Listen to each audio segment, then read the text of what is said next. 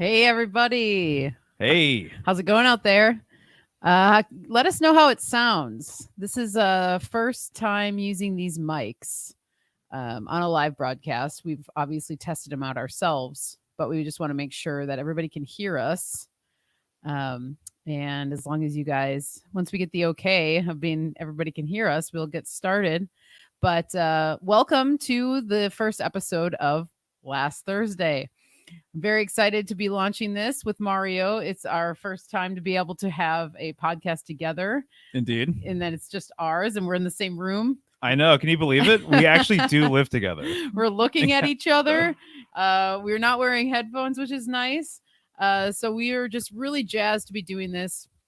And the first, this first idea came to me when I was thinking about Patreon offerings, right? And so we recorded the first Last Thursday last week, and once we did that, we kind of like talked about it afterwards, and we thought, you know what, we should make this an every week thing, and let's just put it out there for everybody to listen to, not just patrons. So we changed it up, and here we are. So this is going to be our opportunity to come to you guys once a week, and you guys can bring us your questions.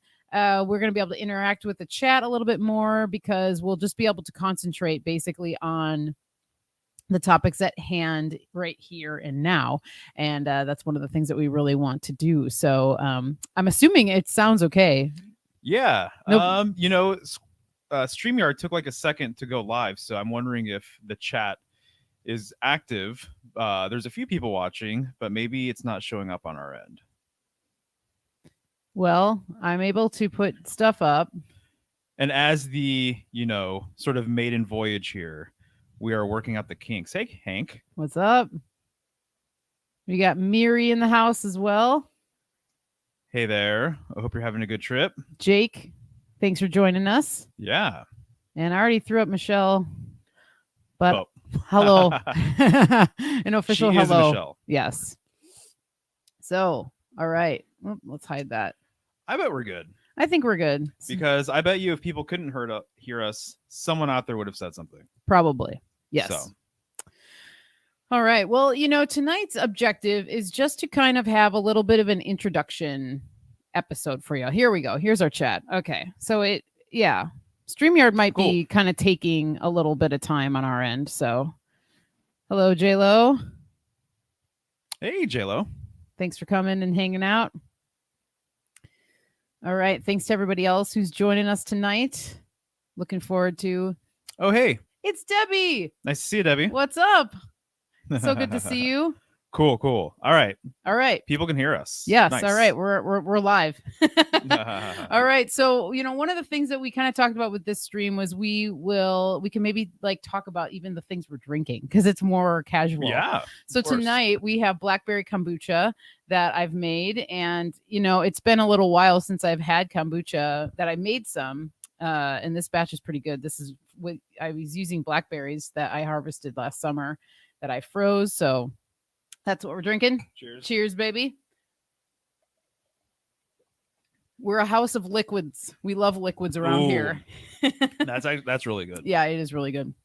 So, okay. So as I was saying, though, we want to just do an introduction episode. So what we thought would be fun is to kind of talk a little bit about ourselves as basically content creators and how we even got our start and what that looked like for us, because what we ended up realizing, that looks a little better, bub. Okay. What we ended up realizing as we were talking about this was that, we've actually been, creating content for many years before the internet, but became a part of it, right? Yeah. So before we started live streaming and being invited on shows and kind of creating a network of people online, we were doing presentations at one of the groups that we were involved in that our friend Rhonda had started. Gosh, now it was probably like 12 years ago, I think it started. Something like that, yeah. And Mario ended up meeting her at a Fritz Springmeier talk that he did in Portland. And she invited him to the meetings she was holding. And then eventually Mario, told me, hey, if you want to come, you should come along. There's a bunch of people that are into all this information that we're learning. And it was pretty amazing, actually, because we were able to, in person, get together with people like once every 2 weeks and talk about all this crazy stuff. Like Yeah. all the crazy things that we were learning and we didn't even know what to do with. We had an outlet and it was really freaking special.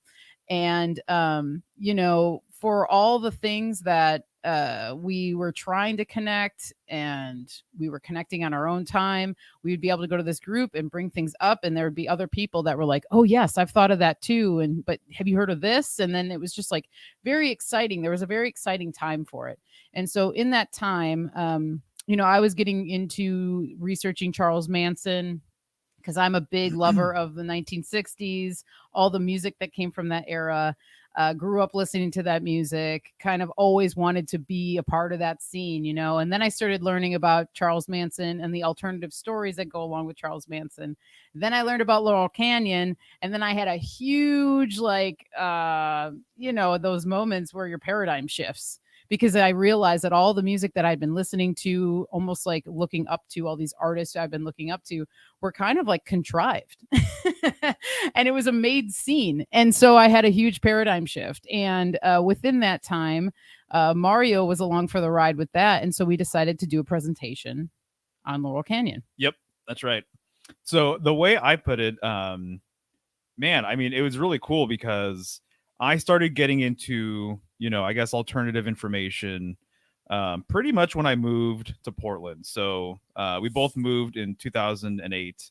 And shortly thereafter, I started getting interested in mind control and like all these conspiracy theories and stuff. And, several years later, it actually, through a couple of different avenues, we came across kind of like an old guard of Portland conspiracy theorists, pretty much. And so almost like the previous generation of people who were looking into just random stuff and wild stuff and, obviously anti-establishment type stuff. A lot of these people were kind of like hippies back in the day. And then, throughout their years, they kind of realized that was like what you're saying, that was contrived and that was a psyop and everything else. And so just being exposed to some of these people who had done literally like decades of research before we came across some of the material was really, really huge. And so as Michelle was saying, we met this group and we started going to their meetings, and it was such an eye-opening experience. It was really, really awesome because these people just brought so much knowledge with them. And everyone kind of brought their own thing to the table too, I would say. So we knew people who were like very interested, as an example, in like kind of trying to unpack and figure out what's going on with Zionism, as an example. Or someone else would be really interested in like local politics. So they knew everything about local politics. Someone else was really interested in like World War II. So everything, they knew all of the ins and outs of everything that happened, during that era and everything. So so that was definitely a thing. And then you also met people at a coffee shop who we became friends with, who became kind of pivotal for us too. So we actually have a lot of older friends and a lot of older mentors who are interested in this type of stuff, and freaking we're like way better off because of it, I would say. Oh yeah, it really like took us to the next level in a lot of ways. And a lot of the people we met, they're old enough to be our parents or our grandparents. So there was kind of like a lot of mutual just love there. And I felt that there was a lot of deep resonance that we were feeling. And one of the things I remember so fondly of like going to the Red Pill meetings in the beginning there was that you could go there and bring up anything. Like anything spiritual, that's true. spirituality, UFOs, crazy conspiracies, health stuff, you name it, like nothing was off the table, Right. and nothing ever really got shot down. Right. Right. It was like you could go there and just throw all this stuff and somebody would have something to say. Right. And in the heyday of it, it was like there'd be like 35 people in the basement of this pizza place. Right. And it was just the energy was so high and people were just so excited because then there'd be like new people that would come and they'd be like, I've been learning all this stuff and there I have nobody to talk to. And Right. so the group became this place where people could express themselves in a different way, where they were finding out all this information. And anyone who goes down these deep rabbit holes knows how lonely it can be, especially if you don't have anyone else in your life who you can actually like relate to with it. And so it almost kind of became a support group, you know, for all of us. Wayward souls, black sheeps, whatever you want to call us.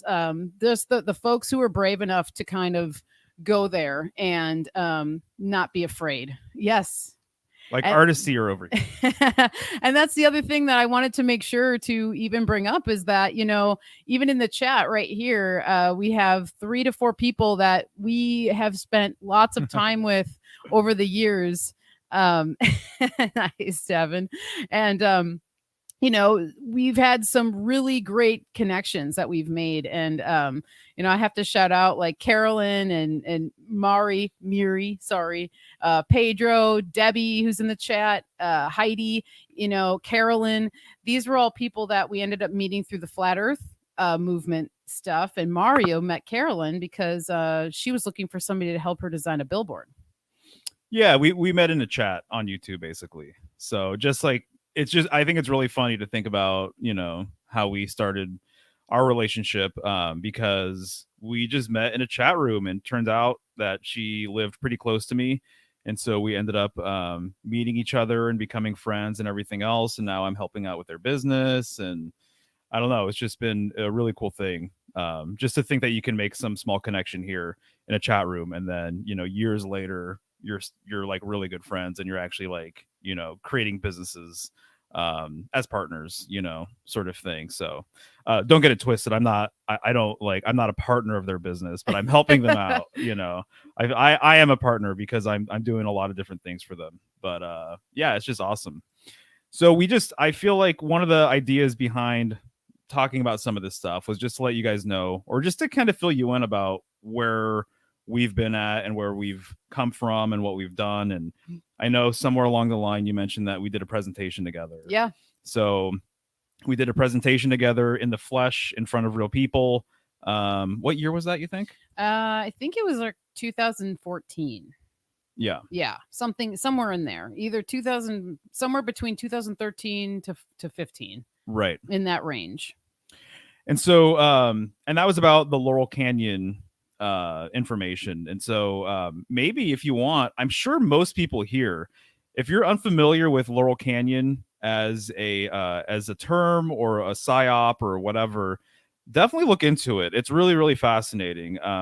We were lucky because one of our old timer friends, he knew a lot about what was going on back then in the music scene, and just kind of in the party scene in general.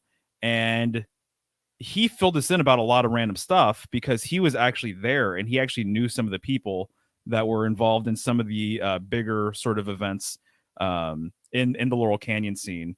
And so he filled us in, and then he introduced us to the work of Dave McGowan. And Dave McGowan is a researcher. He pretty much is like the premier researcher with all things Laurel Canyon. And he was actually publishing articles on his website before his book came out. And so we had printouts of some of those articles, right? Yeah, in a big old binder that our friend Bud gave us.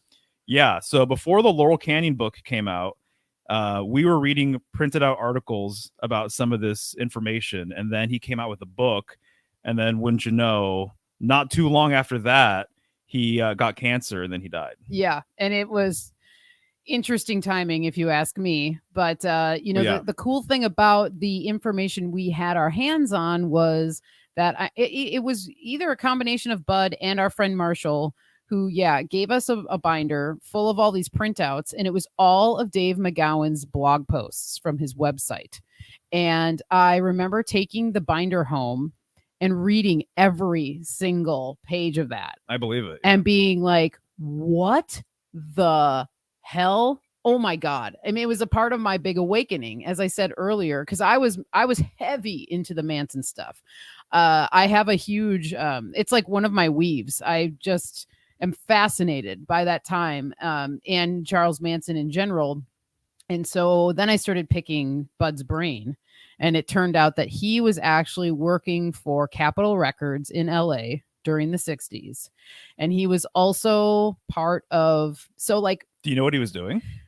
I don't remember. I know he was doing like front desk stuff for a while. That's what I remember. But then his other big break in the music scene in LA was he and a friend. He ended up getting hooked up with a friend who was developing and installing car stereos. I do remember that. And that was like Premiere. So like all of these famous people, musicians, particularly I remember him talking about Grace Slick from the Jefferson Airplane being one of the customers of them. And so Bud was like installing these stereos into cars, and he was rubbing elbows with all these people. And Jay Sebring, who was one of the victims of the Manson murders, he was the barber. The hairdresser of the stars is his nickname. And Bud knew him and actually he was like getting haircuts from him, and also, selling drugs and all sorts of stuff. As Bud got older, he opened up a lot more to us, just about all the things that were happening. And so a lot of this stuff kind of comes down to sex, drugs, and rock and roll. What do you know? But in the way that, and all the conclusions I've come to from researching all this stuff is that a lot of it just comes down to drug trafficking, human trafficking, sex trafficking, and lots of cover up. Lots of blackmail and lots of murders, lots of mysterious deaths, lots of houses burning down in the canyon, all these things from the kind of the get-go, even before the 60s, it's been like that. Right. Yeah, exactly. And so we just kind of were going down these rabbit holes. So, Weird Scenes Inside the Canyon. If you haven't read it, if you're not familiar with it, and you're into this kind of stuff, I highly recommend it. Right. We should do a Manson episode at some point, Oh, because yeah. she has read like every single, basically like all the Manson books that are pretty much out there that are readily available, right? For the most part. Yeah.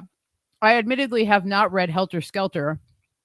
And I don't even see myself reading it. I might read it, but that's like the more mainstream book on it. So you're not going to get the Vincent real stuff. Bugliosi, who was like the I believe he was the district attorney, or he is an attorney. He was like, he had his hands in the legal side of all this stuff. So he kind of, I think he was kind of a made man and actually kind of projected a certain story to mislead the public. But a really great book is titled Chaos by Tom O'Neill. And that came out probably about 3 years ago. And he really exposes Bugliosi as kind of like just a person that leads people into a cul-de-sac, basically, and isn't really willing to talk about what's true. And he's a pretty crooked guy. And so if you haven't read that book, Chaos by Tom O'Neill, I highly recommend that, because he really like found himself pulled into the Manson story in a strange way.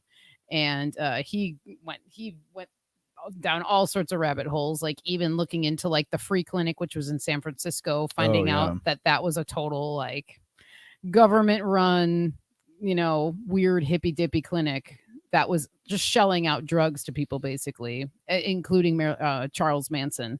So anyway, he goes into all that kind of stuff in that book. It's great. Right.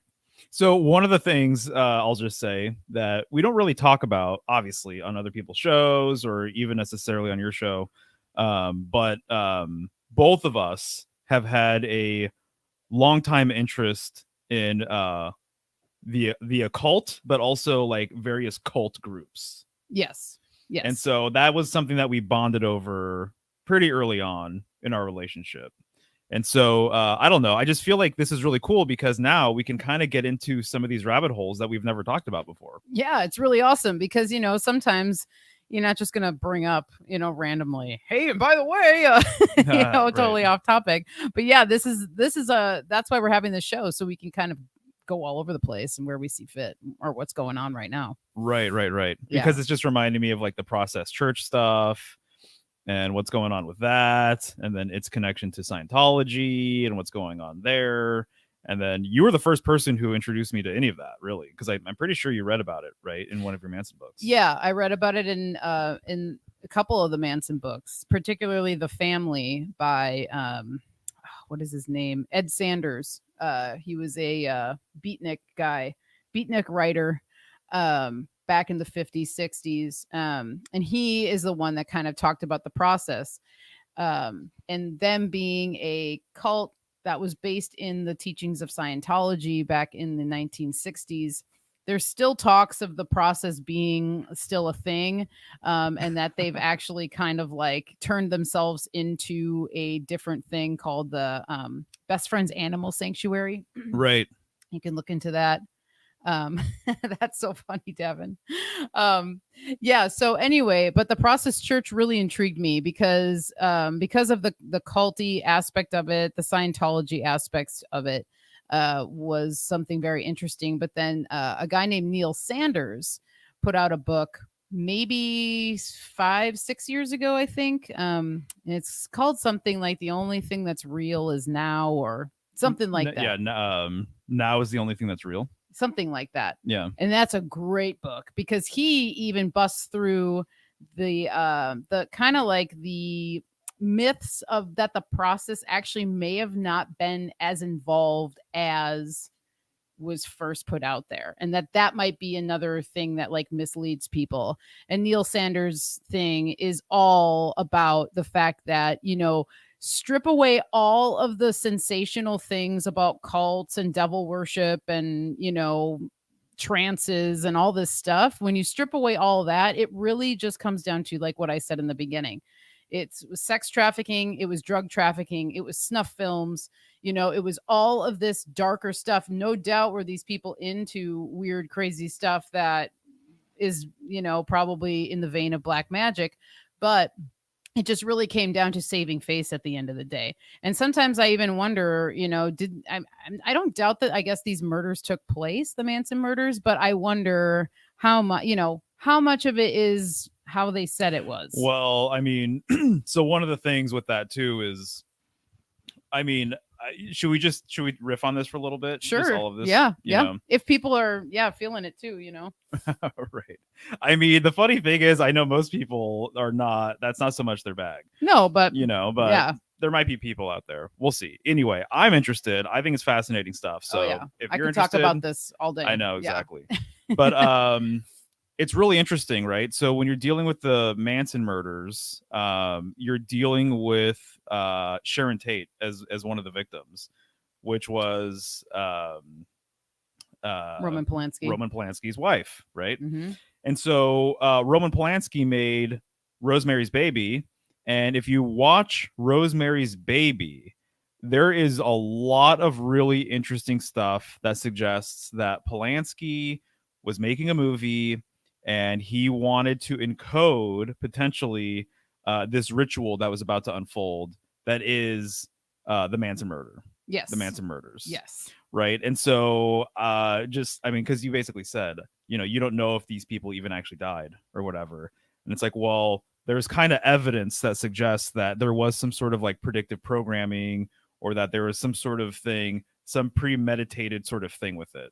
Yes. Right. Yes. And so when you look at Rosemary's Baby, it's kind of amazing, actually, when you watch it through the lens of the Manson murders and kind of that mythos, I guess you can say. It's wild because it does seem like he is alluding to this thing that is going to happen. And so Rosemary's Baby is all about Rosemary's Baby, and then Sharon Tate was pregnant, mm-hmm. And so there's just so many random things going on with that whole storyline. Jack Nicholson, is kind of involved in some of this stuff. Yeah. He was like the first one on the scene along with Roman Polanski, like before anything else happened. Jack Nicholson, for some reason, and Roman Polanski were able to go to the house first. Why? What was why, and knowing that, Jack Nicholson and Roman Polanski kind of had the whole. There was like some sort of pedophilia, underage sex thing that happened with both of them. I remember the details if you want to hear it. Yeah, again. go for it. So Roman Polanski made Chinatown. So also too, I mean, I think the whole point of this show is to be more personable. Yes. And just to like let people know just a little bit more about who we are, what we do, whatever. I went to film school for a number of years. So I got really into various directors, classic directors, and kind of art house type stuff. And, I thought I wanted to be a director myself and everything else. And so Roman Polanski was somebody that I did admire. I still admire him as a director. I mean, he's fantastic. He does really great brilliant stuff. If you've never seen Chinatown, that is a classic movie. It's so good. It's one of Jack Nicholson's like best films, in my opinion. But the story goes is that Roman Polanski and Jack Nicholson, they became friends after Chinatown. And then at some point, Roman Polanski was supposedly tasked to take photos for a magazine of these young models. I remember this now. And so he ended up taking photos with a young model. I don't remember her age, but I'm pretty certain she was underage. For some reason, 14 is what comes to mind. And so he ended up taking these photos at Jack Nicholson's house. Right. Okay. And then one thing led to another. They ended up sleeping together. And then that, that created this whole firestorm because she ended up telling her mom. And then it got out into the public. And then it was kind of like this media field day sort of thing. And so his excuse was that, well, if we were in Europe, this wouldn't be a big deal because he's originally from there. So there's a whole documentary outlining all of this stuff. It's called Roman Polanski Wanted and Desired. Oh, that's right. Yeah, it's a good one. And so it goes through all of the different details. If anyone out there happens to be interested in any of this stuff, that's funny. Yeah, exactly. Hey, what's up, Nomad? Hey, Nomad. Looking forward to talking with you tomorrow. Nice to see you, dude. LC King, what's going on, dude? I know. Yeah, right. I get it. It's definitely it's not for everybody. I almost feel like some things find you. Yeah. Sort of thing. I feel like this kind of information really found us in a few different ways. And so it placed certain people in our life and we have just an interest in some of this material. So it just became a thing that over the years, we just started keeping tabs of all this stuff. Yeah. And I still to this day am just endlessly fascinated by all this, by all of this stuff, because ultimately it's kind of like the ultimate form of propaganda, really. It's Hollywood, it's Hollywood. And so we all kind of know sort of the deal with Hollywood and what their whole MO is, and it's to program the masses. Hollywood Babylon. Yes, exactly. And so another one, Kenneth Anger. Yeah. We could go down that rabbit hole too. Mm-hmm. And he's all wrapped up in this kind of stuff too. And the thing with all of it that always tripped me out and still trips me out to this day was that we had people in the flesh in our lives that were involved in this scene. And I've told Mario this, and I told our friend Bud at the time when he was still alive, rest in peace, Bud. I told him, I said, when I was a teenager and I was all into the 60s, all the music of it, all this stuff, I used to tell my mom, I hope one day I meet somebody who lived in this time so that I can talk to them about this stuff. And Bud was my man. Yeah. He came in my life and he was like a grandpa to me as well, because, he was like a grandfather to me. Yeah. And so when he would come with all this information and then turns out he was like rubbing elbows and stuff, I was like, wait, what? You were actually there. You saw these people, he was going to parties in the canyon, pool parties and stuff. Right. So anyway, it's pretty cool. And it was one of those things that kind of found us, and it feels like it's come full circle a little bit whenever we talk about it. It's like we were meant to know about it. Yeah, no, I completely agree. Yeah. And so when you know this type of stuff and you watch a movie like Once Upon a Time in Hollywood, yeah, you have that reaction. Yeah. Pretty much, yeah. It's true. And I remember that movie was so long too. It was like a 3-hour movie. Yeah. And Mario and I looking at each other multiple times throughout the movie going, seriously? Like Tarantino is just totally, he's now putting his own propaganda on it. Yeah. And right. it was really strange. But yeah, as a person and as people who kind of, it's not that we know the score, because do we even know? We don't know, and that's the thing with all this stuff, that you almost have to always go into it knowing like you're probably not going to fully know the full story and whatever, but you can put these pieces together and then make your own assumptions, I suppose. Right. But yeah, there's so much propaganda to kind of turn people's attention away from certain things. And once you have eyes to see and you can read between the lines, you can watch anything on any program, whether it be freaking national television, YouTube videos, whatever. And you can see the signs when things aren't being They're not genuine. yeah, when it's not genuine. You can read through anything once you start studying this stuff, but having critical thought and not just going off into these like super la la lands all the time and like getting sucked into the propaganda that is within the truther movement, because there's tons of that. There's tons of truther information just to lead the masses into these little corners so that they just stay there forever. Yeah. Politics are good at doing that too. And yeah. I'll say two things that this reminds me of, Mhm. if I may. Yeah. May I? Yes. Okay. Please. Thank you. Okay, so this is Dave McGowan stuff. Okay. So the reason why these rabbit holes, I feel like, are important and justified, and maybe, you don't need to get into the weeds with all of it or whatever, but Dave McGowan also wrote a book called Program to Kill. And so in the book, he basically explains that the CIA and I'm sure other intelligence agencies basically created the myth or lore of the serial killer. And that this was a thing predominantly done in, like, my understanding, the 60s and the 70s. And that's why there were so many serial killers out on the loose, or why there were so many stories about serial killers in those decades, basically. Because the idea is that you can have a whole operation and it can take however much money, or it could take all of the efforts of however many people and whatever. And then you can have one guy be the fall guy. Mhm. You can have one guy be the bad guy. You can have one guy who's the mastermind who created all of this mayhem and chaos. And I actually think that there's a lot of reasons why they did it this way, because they also are always the powers that be, whatever, propagandists, etc. They always want the public to be afraid of the individual. Yes. And they want individualism.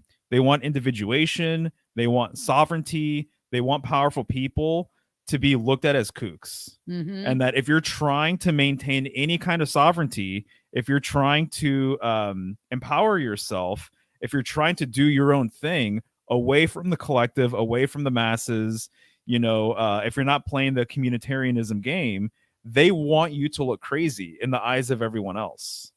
And so if you're not going along with the herd, if you're the black sheep, they want you to basically not have a life. They want you to be looked at a certain kind of way by these people. And so my opinion is there's a lot of stories throughout history, in modern history, that actually weren't the result of one mastermind person. It wasn't the result of one lunatic who hated the masses. That's the other thing with these serial killers.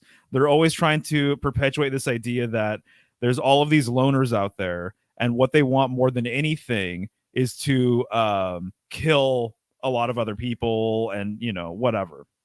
And so Program to Kill gets into some of this material of these operations basically hinging around one person, but in actuality that one person literally didn't do anything, or they were programmed to do it, or the newspapers basically got the headline that says that this guy is responsible for X, Y, and Z. And then once the blame is put on somebody, especially out in the public like that, there's like very little you can do. Oh yeah, no, it's kind of a one and done sort of thing. Because even honestly, Charles Manson, my personal opinion is Who knew? I mean, I had no idea we were going to talk about this stuff. It I doesn't didn't matter. It's either, cool. but hey, let's go. But Charles Manson, as an example, I think that there were probably several Mansons.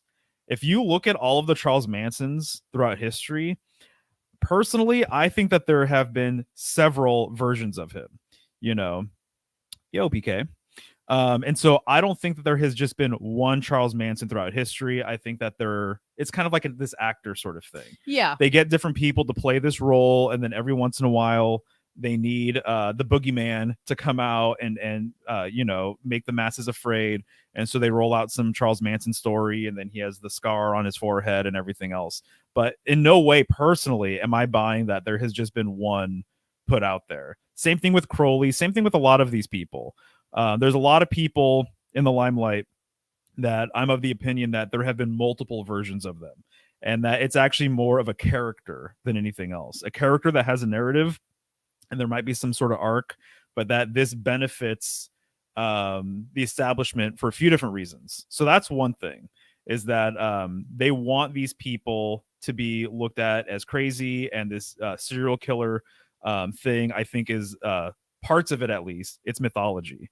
And you can see modern examples. I'm not going to get into it, but you can see modern examples of these myths being played out. The same sort of thing, basically.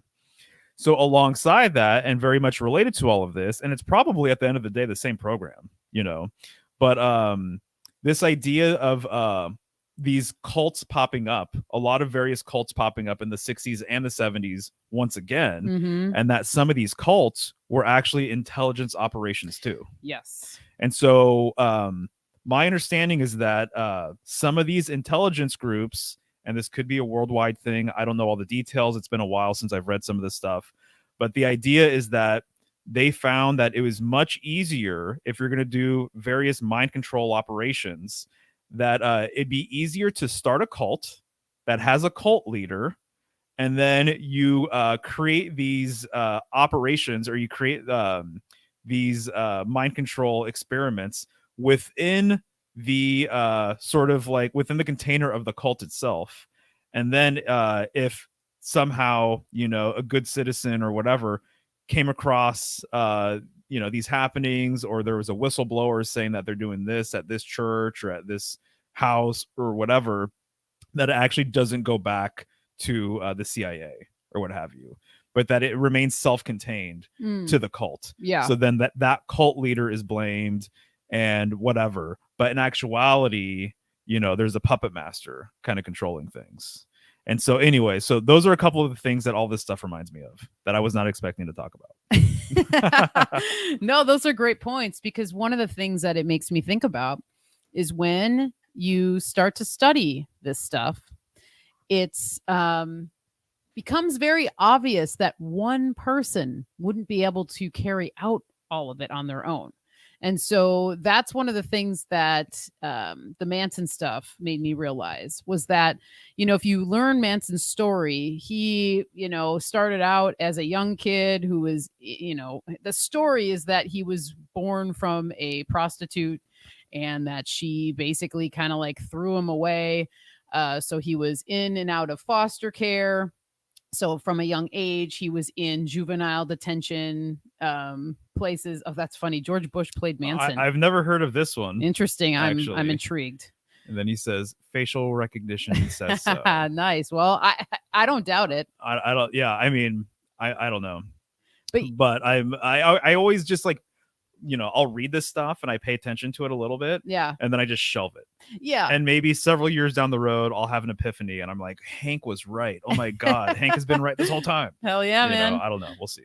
Well, it's funny, and not to just keep hammering on the Manson thing, but that was one of my bigger ones where it's like, dude, there's no way he did this on his own. And then as you research it, he didn't. He was basically kind of like bred to be a government patsy who was the fall guy for this stuff. And I think what ended up happening was that in prison, he kind of got trained through Scientology training. There's stories of him saying that he like basically was receiving messages kind of like telepathically in his jail cell. And I can't remember the name of the guy that he befriended in jail, but he basically he basically had ties to Scientology. And then on the outside, Manson was, involved with the Process Church, who was also tied into Scientology. The two leaders of that cult were basically from the School of Scientology and then started the process as an offshoot. Okay. And so, anyway, as I was studying this, it's like, how did this just Manson guy, he just got released from prison in 1964 and just like, released onto the streets of Haight Ashbury. Okay, and then he was able to find houses and living with people and this and that. And he had drugs and he had women. And it just comes to find out that he was basically like a paid agent in his own way. And I think what ended up happening with him, my own intuition, is that he basically was used and promised things, and then in the end it didn't actually really work out for him, and then he ended up being the fall guy for all this stuff. So I think what ended up happening was something like that. And he also got, he was promised, musical breaks and record deals from people like Terry Melcher, who was huge in the 60s as, working with the Beach Boys and all that stuff. So I think, anyway, long story short, that's what ends up happening with these people. The same thing like with the Zodiac Killer. There's a huge weave with that one too. That's really interesting. And anyone who's interested in this stuff, particularly like the darker, more satanic, esoteric, occult information, look into San Francisco. That place is seriously just like riddled with dark, occult, satanic stuff. And there's something there in that city. It's like meant to be happening there. There's no mistake that it's like deteriorating as quickly as it is and has been for years. I think that there's literally like portals in places like San Francisco, like Portland, where we used to live, in different major cities. Like, I believe there are literal portals that are energy vamping systems.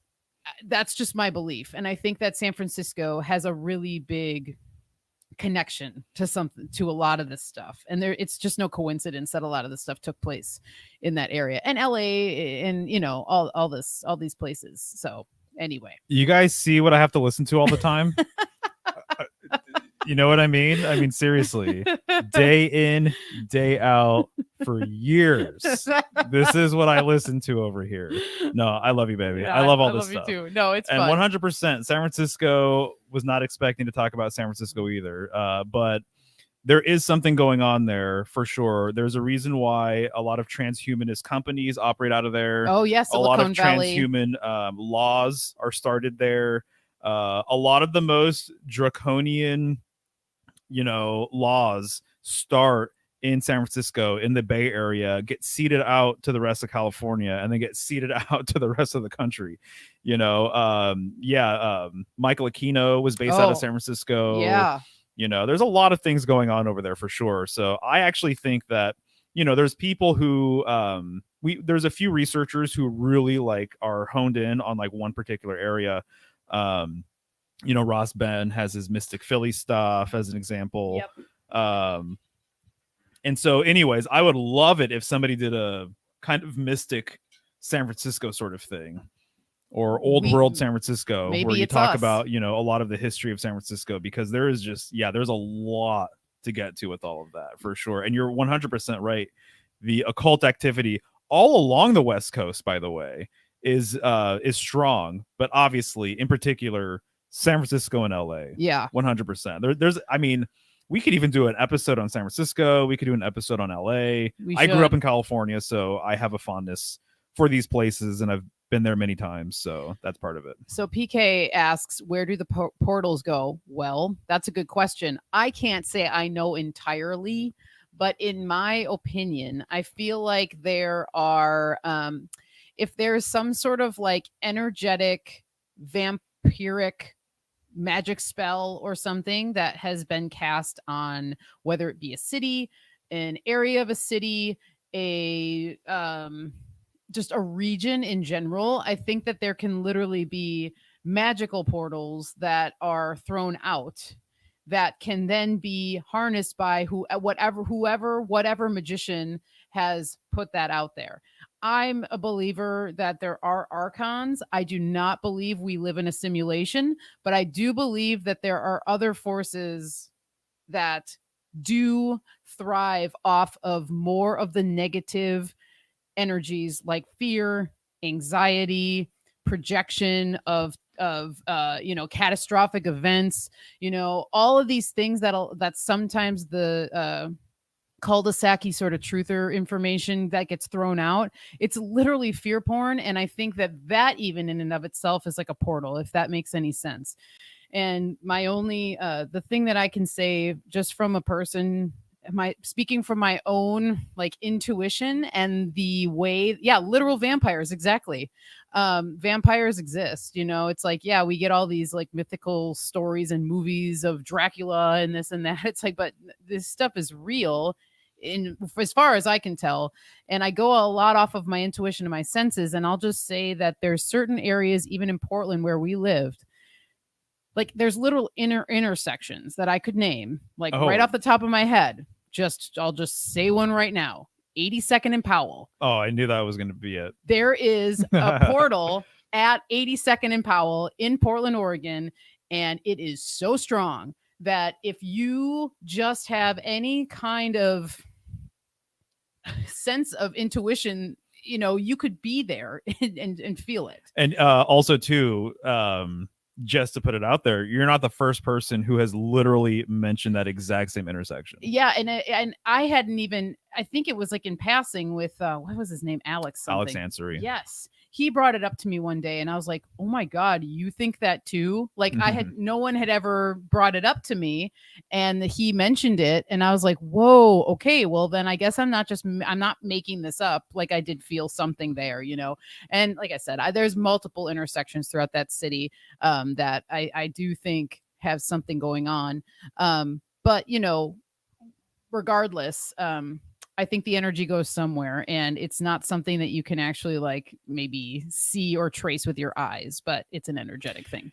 I'll say that's a really good question. And one of the things regarding where do the portals go? And I'll just say that maybe one of the aspects of it that's really important to remember is, yes, obviously, where is it going? I think that's a logical, reasonable question. But the main thing, right, is that it's not going to yourself. Right. Good point. That you're not using it on your own, that you're being siphoned off of. And so it's actually an energetic drain.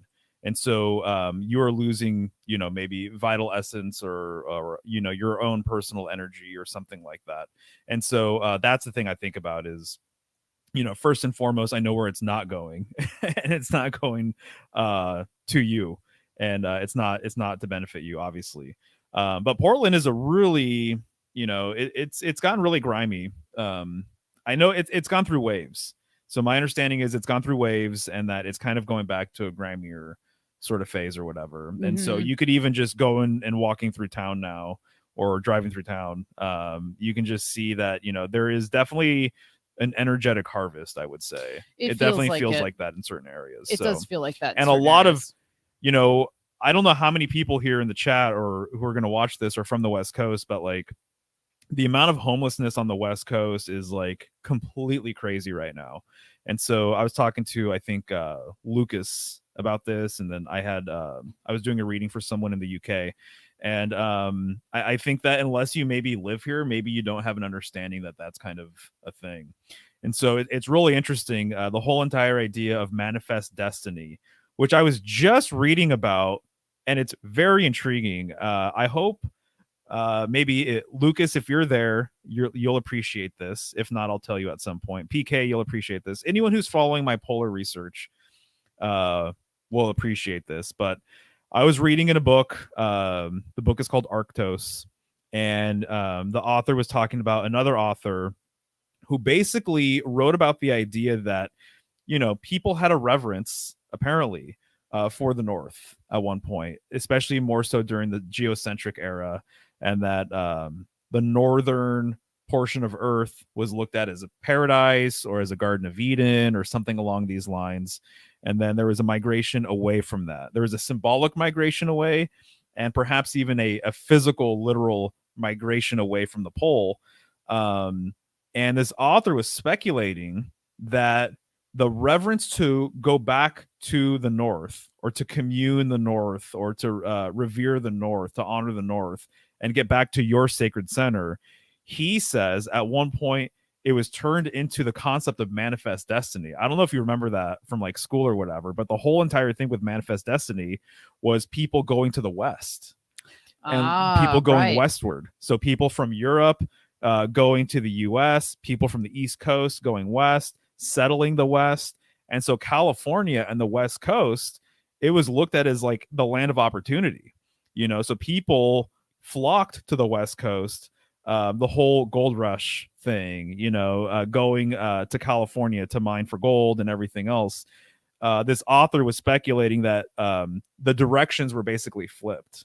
And so instead of concerning yourself perhaps with anything northern based, that literally at some point it was just changed to the West. And that so then they turned maybe some of people's kind of like latent feelings about northern symbolism or the polar tradition, Hmm. and basically use the West as like a substitute for that. So then everything became about, oh no, you must go west, you have to go west, you have to settle the West, you have to go to California and everything. So to me, one of the trippy things about it is that I grew up in California, Central California, and I always heard about how great California was at one point, and how people flocked from all over the place, even freaking you know, the hippie movement and stuff. Oh, well, that's what How many people moved to San Francisco during the 60s and California dreaming, baby. yeah, You know, exactly. there and then they had yeah, that's what my mind is thinking of actually. And I have to say, as a girl from the Midwest, as a younger girl, always never feeling settled in the Midwest, not feeling like it was 100% my place. Where did I want to go? The West. Right. You know what I mean? And I came west, you know, and here I am. But it's interesting because I even think of some of the other hippie stuff, the music. It's what I always come to is Jim Morrison. He just has a line. I can't remember what song it's in, but the West is the best. The West is the best. And all that music from the 60s was very much beckoning people to come west. Right, right. And so to me, the wild thing or the interesting thing, especially we're pretty much seeing it in real time, that the West Coast and California was looked at as being this place of opportunity. Hmm. And then now it's just in shambles, in my opinion, you know. And so you go to any decent sized city in California, and I'm sure a lot of the smaller cities too, and it's just it's a bad scene. So it seems as though this is what happens. This happens in Hollywood too. Things that are propped up are the things that are torn down as Hmm. well. And so if you're getting you know, if you're getting fame and popularity and money from Hollywood and everything else, how many celebrities do we see get built up only to be torn down? That's almost like the second phase, or that's almost like one of the inevitable phases. The bigger they are, the harder they fall, sort of thing. Right. And so I just feel like I'm seeing like a systematic dismantling of like the West Coast right now. And actually, to be honest, it totally I mean, it's not like I think about this all the time, but it kind of breaks my heart because I grew up there. And so just to see some of the forests, how they've changed since I was a kid, some of these towns how they've changed since I was a kid, some of the things you're not allowed to do there, how expensive it is to live there, all of the different hoops you have to jump through just to operate a business and things like that. You know, it's just not a good deal. Yeah. No, I mean, and it's funny too because there's been an exodus, you know, since 2020. You know, you heard a lot about people moving from LA, going to Texas, going here, going there, and you know, it kind of is what it is. I feel like it's like it's kind of almost meant to play out this way for some reason. Yeah, no. You You're right. know? I divine timing with everything. Yeah, PK, I could totally see that too. Absolutely, for sure, for a few reasons. So, not in a disagreement with that at all. Artist here, I'm finding this storyline in the lunar starlight. Interesting. Maybe you could clarify that. So yeah. So we ended up doing the Laurel Canyon thing together. Yep. And then after that, I did a presentation. I can't remember the order, to be The honest. bull on the bull. Okay, so I did a presentation on the bull in Portland, Oregon, and I got really, really interested in bull symbolism years ago. And so that was like one of my first symbolic sort of rabbit holes that I completely fell in love with. Yeah, definitely. Yes. And so maybe I can get into some of that material sometime, but Probably during Taurus. was when I did that. Well, I mean, if you wanted to get Oh into yeah, it, yeah, you yeah. know, Of course, maybe totally. revitalize some of that stuff. Yeah, Taurus symbolism and bull symbolism is so fascinating. I'm still very, very interested in it, but I feel like I came across some stuff that was worth relaying to people. So I did a bull presentation, and then I ended up doing a what was it? A subliminal advertising presentation. So one of our friends at this group had a book on subliminal advertising, and the whole book was breaking down how subliminal ads were created back in the day, the different techniques for creating subliminals within imagery. And being a graphic designer, I've been a designer for over 20 years now. I was really, really interested just to see how they were doing things. And I learned so much random stuff in that book. It's crazy. Stuff that I still notice that they do to this day.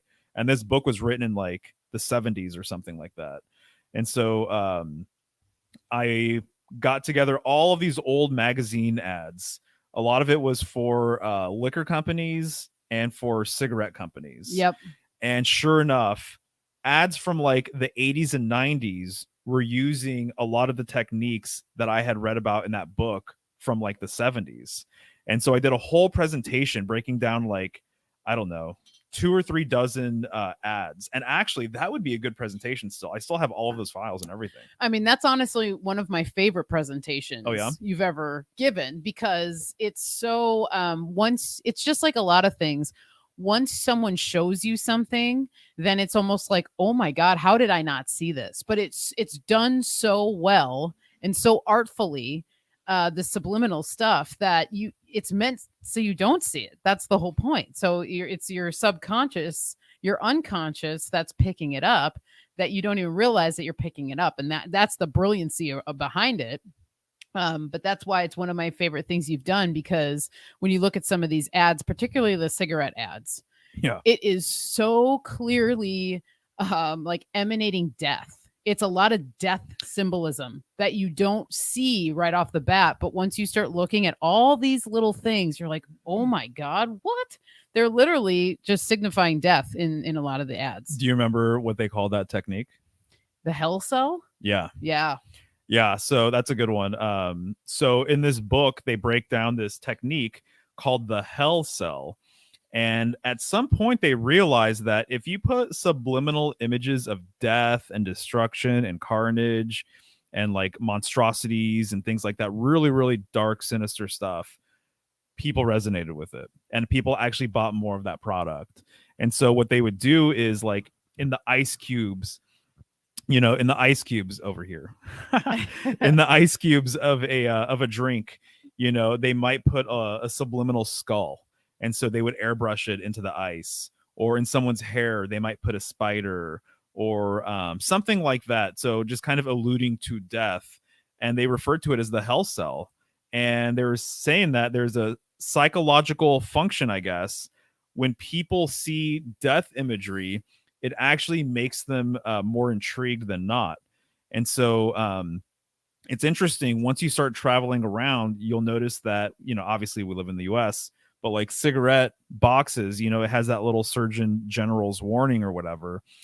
And it's just, I think it's probably still the same, but it's just like black text on like a white box or something like that. Yeah. But if you go to other countries, some of them have like big images on their cigarette boxes, and it's showing you like black lung. It's showing people with like cancerous like mouths and stuff, or it's showing I remember like premature babies and things like that, like really, kind of shocking stuff. Yeah. And it just makes me wonder, are they actually doing this not to prevent people from buying cigarettes, but I wonder if they actually sell more cigarettes because of this. I think they do. It's not for your own health. They're not doing this, looking out for you. They're doing it so that they can sell more stuff. And so I think that the hell cell thing really it's a technique that they've been using for like a really long time. It's the other one that I remember that was really interesting. So the book was saying that what they would do is they would have one ad on one page of a magazine, and then they would have like an article on the other side of that page, and they would line up the imagery from both sides so that when you're flipping through the magazine, a little bit of the light shines through the page. Oh, And so yeah. you're actually getting a composite image from two images, one on from the front side and then from the back side. And so with that in mind, they were creating new images when people were flipping the page. But your conscious mind is not picking up on a lot of this stuff. You know, your mind basically is it's an editor in a lot of ways. And so it's telling you like what you should or shouldn't pay attention to. So it's kind of like, hey, there's if your mind was wide open and you were just taking in all of the stimulus around you, it would be very hard to function because you're taking in too much stuff. And so your mind is saying, hey, no, you should pay attention to this, you should pay attention to that, and everything else you don't need to pay attention to because it's just your brain can't process all of that information. But subconsciously you're picking up all of that information. Yes. You know, so it's on another level that you're picking all this stuff up. So, you know, that's how it works. It bypasses your conscious mind, which is interesting too, because this is how a lot of magic works. A lot of magic is basically trying to override or trying to sneak in underneath your conscious mind. And so a lot of what you're trying to do with magical workings is you're actually trying to kind of you're trying to get your conscious mind to allow some of these magical things to kind of happen, because your conscious mind wants to actually suppress it and say, oh no, you can't do that, or no, that's not real, or you think that's actually going to work. You know, you're doubting yourself the whole entire time. And so that's why like chanting and like singing and kind of doing a lot of like non-conventional things actually is really helpful in a magical setting, because it's operating on a different level. It's speaking more to your subconscious. Yeah, totally. Your subconscious mind, or your conscious mind, excuse me, actually kind of like deadens a lot of magical thinking and stuff like that. And so anyway, so yeah, that's a fun presentation. I'm sure I'll do that one again at some point. And then is that it? Did I do any others? In person? Yeah. I don't think so. And then you did some classes in person. Oh yeah. Yeah. I mean, yeah, and from my stream just this past Tuesday, I was totally it just like revitalized my basically not even revitalized, I don't know if that's the word. It allowed me to remember how many classes I've actually written and taught over the years. And so I'm super excited about that, because before so it was probably 2019, 2018 is when I actually started Michelle's Healing Home. And it was originally started with the herbal business that I started back in like 2016, which was called Sea Goat Herbs. That I learned the lesson through that that wasn't what I wanted to do. So then I turned Sea Goat Herbs into Michelle's Healing Home, and it is kind of what it is today. But one of my things with Michelle's Healing Home was that I wanted to teach people how to make their own remedies, teach them the stuff that I knew about herbalism and things like that. So anyway, I started writing classes, and then we opened up our home and I was hosting classes in our house, which was super freaking fun. And I was also teaching classes at our friend's shop in Portland. Might I add? Yeah. You're really good at that. Oh, thank you. And it really, honestly, people, I would say Michelle is most in her element when she's teaching physically in person. Yes, I will agree with that.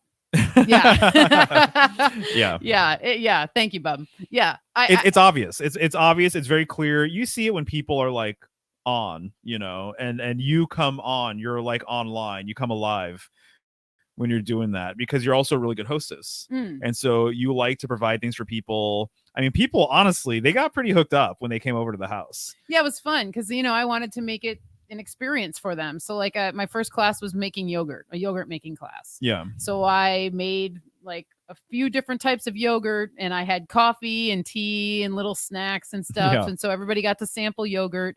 And then we went through the process of making it and I showed people how to make it. And then it was really fun because then we got, thank you guys. Thank you so much. Um, yeah. So we got a chance to just then vibe out and like, this is what you can make. You can make this at home. This is what it tastes like. And it was really fun. And so I used to just, I wanted to have people be comfortable.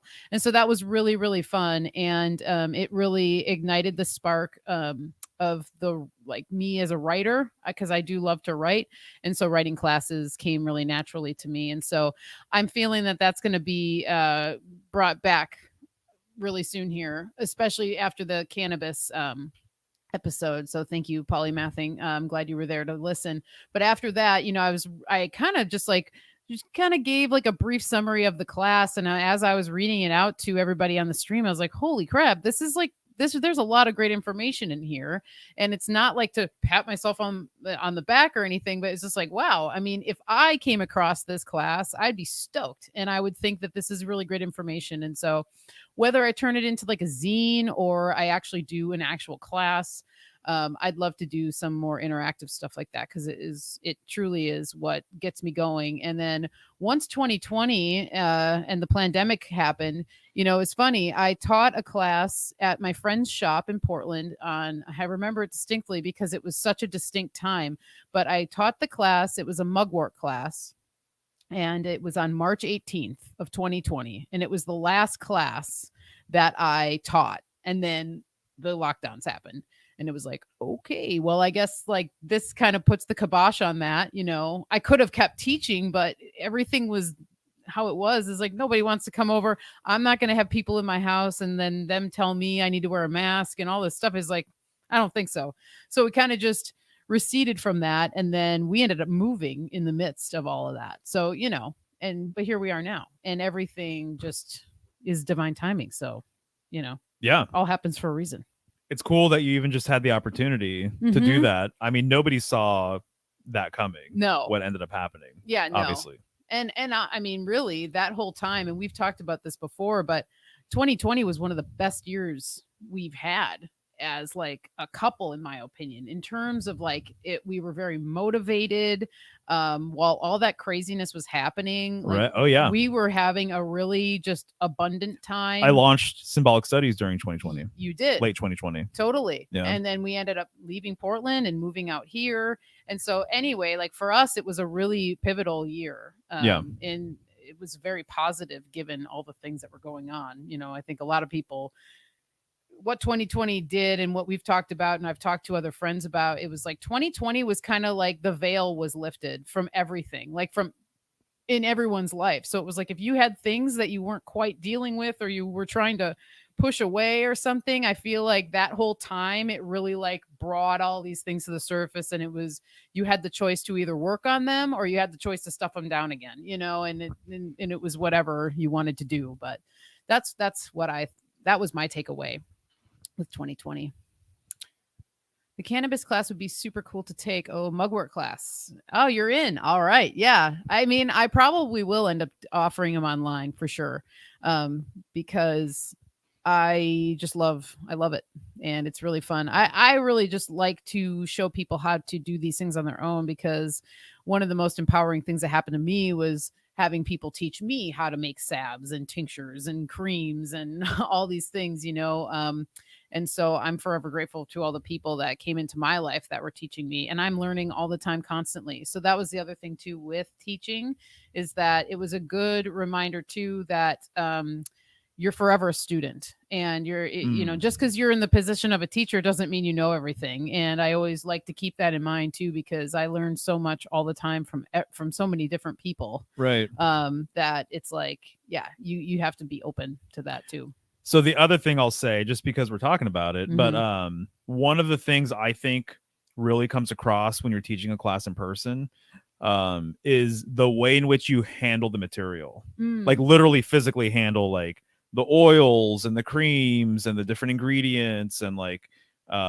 just little simple things like that, but you can tell that you're really comfortable with it. And I think that comes across when people are actually taking the class in person. And so I feel like one of the things you have yet to really show people, like your audience online, is some of that stuff. I know you've made videos about it or Yeah. whatever, but it's just a different sort of ball game when you're actually like in a class with somebody and they're actually like prepping it like right there, in the flesh. So I don't know. I just think that's another standout sort of thing for you, is that you're such a physical person, and that the way you're able to just kind of carry yourself in that environment when you're creating something, I think it's kind of speaks to just your level of growth with everything, and just kind of like how good you are with all of that stuff. And so I don't know, just saying that the physical Michelle Lundquist experience is where it's at in person. If we could do that for everybody, if we can invite everybody over and have a class, we would do it. But we're doing it online right now. Yeah. Well, thank you. Yeah. And it's funny because we complement each other in that way, because your strengths are in the visual aspects of things. And you have such an ability to you have an ability to gather information very well and then present it and recite it really well and clearly. And I think that you have just a way with those sorts of things. And it's funny that I have more of the physical and then yours is more of a visual, more etheric, more mental kind of thing. And so it's been really cool just to see us both kind of start to really like find our grooves and just go with it. It's been really awesome. Right. Yeah. Totally. And I know, in case people didn't know, but you were a barista. Yes. For a number of years. For a long time, over a decade. And so it's like the kind of like the comfort you have mixing things and whatever with in that world, I feel like definitely just like translated over into everything else you decided to do. Yeah, totally. It really did. And I feel like the coffee experience really allowed me to develop my palate. And I think palate has a lot to do. I mean, palate is not just taste, but it's smell. And so I know that I have kind of like I just have a keen sense for that kind of stuff. Like being able to do blind scent tests of things and be able to point out like what that is, and kind of have a really good sense about that. And I think that has something to do with the mixology kind of thing that goes into it and everything else. And I think being a barista also helped me to be physical and then be comfortable conversing with people in the flesh. That's a good point. Yeah, because anyone who goes to a coffee shop knows if you're interacting with a good barista, they're gonna talk to you, they're gonna ask you questions, they're going to ask you what you want to drink, they're gonna think you're their best friend and that therapist happens. and Oh yes, many a times you have people come in and then you are like their therapist for a second, or things get weird too, and then you have to like put up boundaries hardcore. We were just talking about that the other day. We were, but but all in all, I mean, very good experience, and it was very fun, and I have a deep love for coffee, for sure, because of it. I didn't even drink coffee until we got together. Yeah, it's true, because then he would come in and see me at work, and I would make him all these nice espresso drinks, and then lots of fancy things that I had no idea how to I didn't even know what I was drinking, basically, if I'm being honest. Like, just make me something special, and she would tell me what it is. And I'm the type of guy where I don't even really like ordering stuff at coffee shops and things like that. I feel like they're gonna judge me because I don't know what I'm talking about and I'm saying it incorrectly, or I'm lame, or I don't know. No. So yeah. But you kind of you introduced me to the world of coffee. So yeah, definitely. That's all I'm trying to say. Nice. Yeah, it's fun stuff. I know I used to do like latte art competitions and all sorts of stuff in my younger days, which was fun. But yeah. But it gets pretty nerdy, that's for sure. And I wasn't too much into the nerdy. I just liked doing it because it was fun. Right. And at a point when I was like really kind of over it, because one of the things that ended up happening with being a barista is I started having ethical issues with it, because I was realizing that I was kind of like, I was feeding people's hardcore addictions, in a big way. And so because there'd be a handful of customers that would come in right when the doors opened at 6 a.m. and they were like totally just like zombies, super crabby. And they would literally just be like, I need my coffee. And they wouldn't even be able to like, they're like fumbling with their money and stuff and all these things. And then they would come in like later, like towards the end of my shift or something, and it was like, "Hey, how's it going?" They're like normal or whatever, and then they were getting another coffee, and I started having these ethical things go on, and then I was making like 16-ounce lattes with all this milk and like sugar and all this stuff, and I was like, "Whoa, man, I don't know if I can do this. Like, I don't know if I can allow myself to kind of be in this position." But it was a job too, and so you have to pay the bills or whatever. But towards the end of it, that was one of the things that I started realizing about it, was that it just like Well, and then even now you have your own issues with coffee. totally Not necessarily ethical, but having more to do with health and wellness and your relationship with it. totally, and being able to like keep it in check and know that, hey, there it's like, and it's a highly addictive substance. And so I have to, like, lately I can even be honest and say I've been struggling with just being able to have a responsible relationship with it, but at the same time realizing it's so addictive that when you are trying to not drink it, it's almost like you have to kind of like not have it at all. Or I always am like, I could have a little bit, and then you have a little bit, and then you kind of find yourself in a habit. But no, he doesn't. His parents do. Yeah. And a lot of his family members do.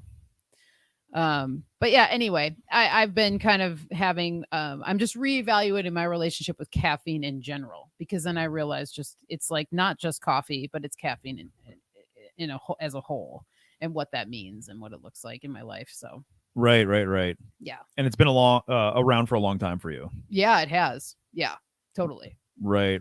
So anyway. Yeah. Well, I mean, I think it's always good just to reevaluate your relationship with anything at any point. I think so many people, they never do that. And so they'll go 20, 30, 40 years, or they never even, that's never even a thought that occurs to them that they should reevaluate their diet or what they're drinking or anything else like that. So right. I know it truly is one of your struggles. Oh, it totally is. Yeah. And we talked about it the other night of like what I think that the emotional thing is with me is that I find a lot of comfort in it. And so I find like I've always had a thing with food too, where I have a tendency to be an emotional eater, but like if I have a stressful day or something happens, or I'm like sad or something like that, I'll be like, "Oh man, I could really go for a coffee." And I can acknowledge that now, that I was like, I'll use it as a way, as a means for an emotional boost or something. Yeah, it does wreck the adrenals. It totally does. Right. Yeah, exactly. And I'll just say, so one of the rabbit holes I went down was researching this world-class advertiser propagandist guy a number of years ago. And he is responsible for creating so many different ad campaigns over the years. It's this French guy, if I'm not mistaken. And so I can't remember his first name, but his last name is Rapai, something like that. And I would have to Google it just to even see how his name is spelled. I believe his name is Clotaire Rapai. And he is this top tier advertiser. And he does a unique kind of advertising for only the biggest companies in the world. But he actually did a Folgers campaign. Oh, For them way back in the day. So this guy's been around a long time. He is very, very wealthy, super fancy guy. And there's a handful of interviews with him online. And one of our friends, actually, Marshall, introduced me to him and said that if you're interested, you should look up this guy's stuff and like how he constructs campaigns for like, Fortune 500 companies, global companies, and he told the story about the Folgers campaign.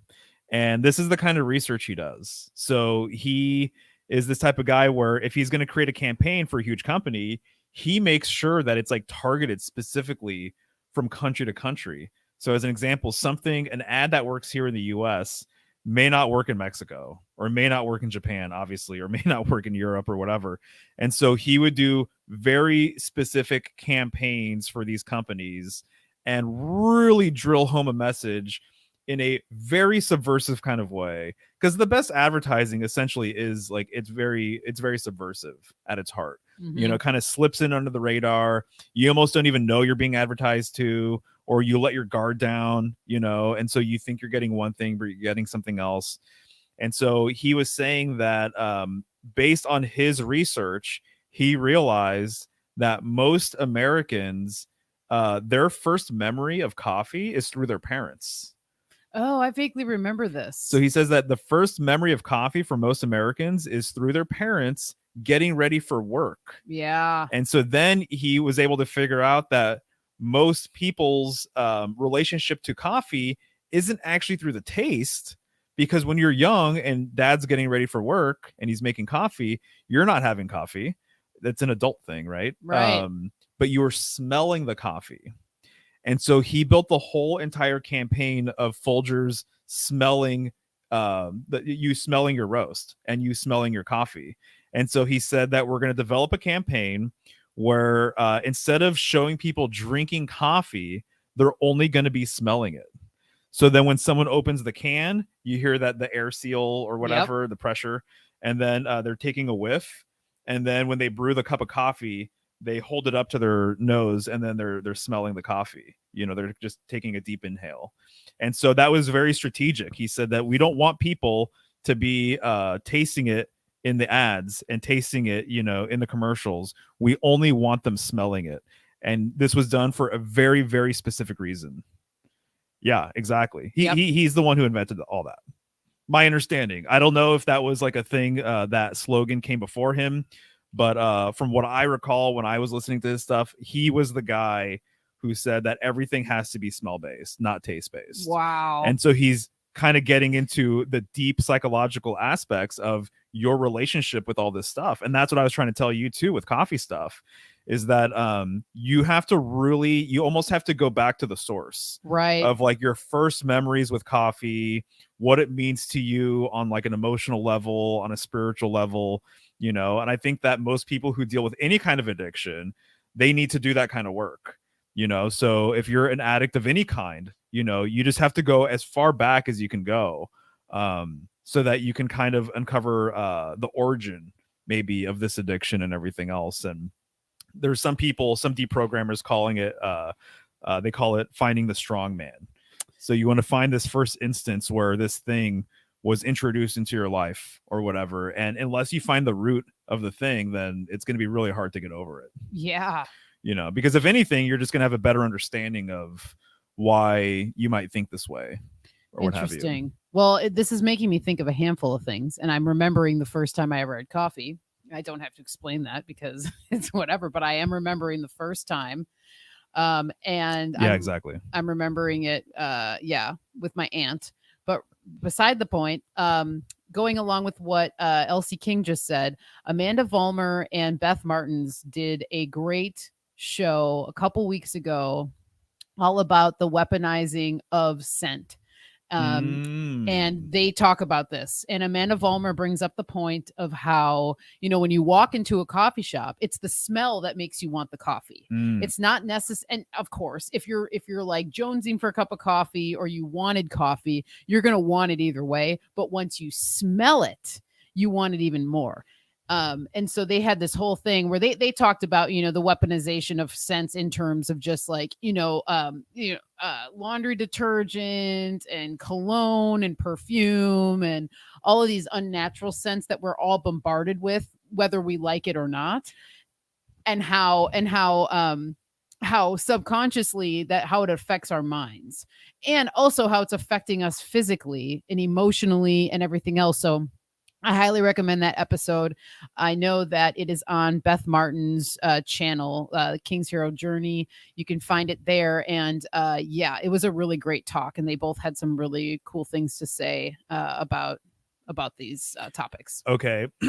So I'm not sure if we've ever talked about this, but this is actually why Subway bakes bread and bakes cookies. Oh gosh, yeah. It's because of the smell. I heard it specifically the cookies. That Subway, literally, if anyone's been to Subway, you know that they sell these like chocolate chip cookies, super basic. I haven't been there in forever, years. We don't eat there, but they sell these cookies, and I read an article one time that actually they don't make any money off of these cookies. That what they charge for them and the amount of work that goes into making these cookies, apparently that they don't make any money. In fact, I think they might be operating at a loss with that one, but the reason why they keep it is because of the flavor or the aroma that it creates in the building. Wow. And so then you come in and you smell cookies, and then it just makes you hungry for everything.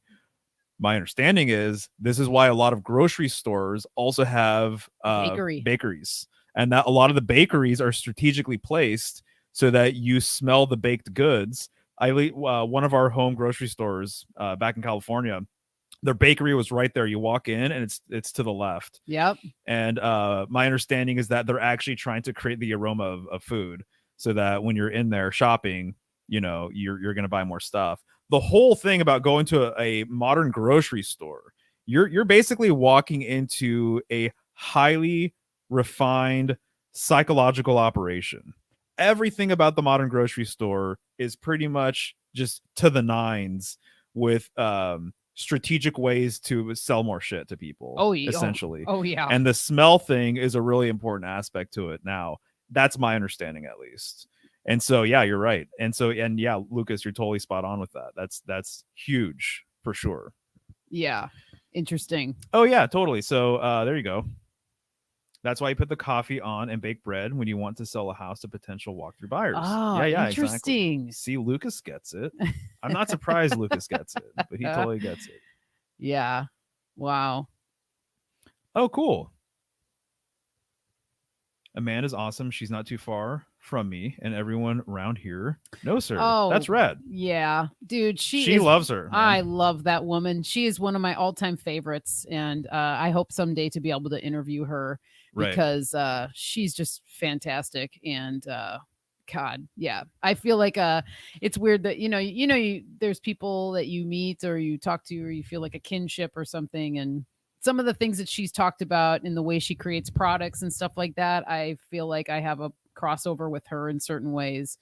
And it's interesting. So I really appreciate what she does. So right. Yeah, she's a good one. I think honestly, the coffee thread is such a big deal for so many people. Mm-hmm. Like alternative coffee, like a tea episode or like a coffee alternative episode for you one day or something, or like a class or whatever, I think would go over really well. Yeah, I think so too, because the other thing with coffee is that I've definitely gone for months and almost a year without even drinking it, and so it's like I know that I don't need to have it, and I'm not the type of person that when I do drink coffee I will have like one cup and that's it. And nowadays I've only been having it maybe once or twice a week. That was my goal, is like get down to just like once or twice a week. And that's it. And that's doing just fine. But I do have some teas and products that I've used in the past to actually that really satisfied. I saw somebody, I think it was Polymathing, mention chaga tea helping her or them, I should say. I can't assume her or he, but yes, chaga is great. And there you go, chaga and turkey tail with the reishi. Okay, that's cool, because chaga, I will say, was one of the things that I started drinking when I wanted to get off of coffee, and it really, really is nice. And you can make like chaga chai, which is awesome as well. Psilocybin too in there. I think I remember. Yeah, I remember Hank having his chai totally around when you guys came and saw us. Yeah. Yeah, you and a Borax in there too. Okay, interesting, cool. I like it. I'm into it. Yeah, so that's interesting too with the pine pollen. Yep, that's totally. Cool. Well, that's awesome. So yeah, someday we'll have something going on with coffee replacements. There's lots of stuff out there because there's, it is. I think it's a thing for a lot of people. So right. Yeah. Yeah. Nice. See, who knew? Charles Manson, West Coast, the dismantling of the West Coast, coffee, baked bread and stuff in grocery stores. Yeah, and going what? All over the place here. It kind of makes me want to get that Neil Sanders book and just go for it. Just flash it. Please. I know it's back here. I'll just entertain the audience here while you get the book. Well, and then we have these nifty wireless mics, which are really cool. Oh yeah. So totally. I can actually keep talking. Yeah, we want it to be in the same room, and this is like the simplest, easiest solution is to get these mics. So yeah, here we are. Okay, so now is the only thing that It's real. That is the book I was referring to. Neil Sanders. He actually Mario introduced me to Neil Sanders years ago. He what was his major thing? He's into the advertising, subliminal marketing Yep. kind of stuff too. That's one of his things. He's out of the UK. I can even look and see what year this book came out. Propaganda, mind control stuff. Yeah, he's really great. I'm just gonna go ahead and estimate. Okay, 2017. And this book, it's a big book, dude. I blasted through this book in like 3 or 4 days. She did. I remember. Not only because it's like I love this subject, but Neil has a really good way. He's a great writer. I was almost like, whoa, babe, slow down. You're going a little too fast here. Do you remember that? I told you to slow down. I think I'm just kidding. No, I know. Of I'm course sure you not. didn't. Yeah. But yeah, she loved it though. She devoured it. I actually was. I kind of surprised myself how fast I got through it. Because it's kind of a beefy guy. How many pages is that? It's like I don't know. It's big. Right there. Well, that's like his end notes. Too. Right, but still in the 500s, 550. Yeah. That's good size. 550 something, 551. But yeah, no. I mean, I highly recommend it. If you can get your hands on it, it's a really good one. If you're into the Manson stuff. Right. Nice. That one is actually kind of hard to get though. Yeah, and it's kind of a rare book now. Right. Yeah, exactly. Yeah. I think he only did a limited run, and then because he's in the UK, it's kind of a weird shipping sort of deal too. If I ever expanded, I think at some point I will, either on Symbolic Studies or something else, but I feel like I want to create a lane to interview people like him. Yeah. And I think he would have a lot to say regarding symbolism. Oh yeah. And subliminal stuff and things like that. But yeah, talking to him I think would be rad. Yeah. Maybe you could talk to him about this someday. Well, I don't know if it's a healing home thing, but it could be. I mean, when I read that book, I was like, I want to interview this guy someday. And at that point, I didn't have an outlet for doing that or whatever. I suppose I could have just interviewed him. But now that we have a platform, it feels more suitable that I could do that. So yeah. I could see that happening at some point because I could see myself even rereading it and then talking to him or something. Right. Yeah. No, exactly. Nice. So moving on. Yeah. Totally. I was just going to say we were on Interverse last night. And so if you haven't checked out this series, Chance is calling it Astro Herbalism. Mm-hmm. And Michelle's on there, Kyle from Tippy Canoe, Slick, Chance, myself. And we break down herbs through the lens of astrology. So picking out herbs that correspond with, in this case, Pisces, and then last month it was Aquarius, etc. And so we're going to be doing Aries here in probably like 4 weeks or something like that. But it's a really good series. I like it. I love the fact that you and Kyle are just talking about stuff together, and he brings so much to the table. And then there's all the symbolic stuff that we can break down from it. And it's kind of like a lost sort of thing, breaking down plants and what they might mean on a symbolic level, folklore level, whatever. But you talked about Usnea. I did. And so you have some follow-up thoughts, right, with Usnea? Kind of. I feel like with Usnea, I felt like I could have talked for a much longer time. And I think, I think everybody kind of could in a way. I think everybody feels that way about certain things in general. Yes. Totally. And so it was one of those things where, I don't know. I'm trying to think, if I had anything on here that I really wanted to drive home, but I guess one of the biggest things that was just so glaring to me was that how it came through to me in a dream the night before the presentation on Vibrant, and the message from Usnea was that he's the guardian of the forest ether. And honestly, I totally kept thinking about that throughout the day, and then I've been working with Usnea really closely lately, and so we have Usnea kind of throughout the house right now, and I'm giving it to our cat, and it's working for him really well. And I've been going to be going out and harvesting some more for a friend coming up here in a day or two. And so it's been on my radar for a while now. And so it's just kind of funny how a lot of times for me, these plants come through that way. And when they do, I tend to really tune in and listen, because there's usually, oh yes, Carl the cat.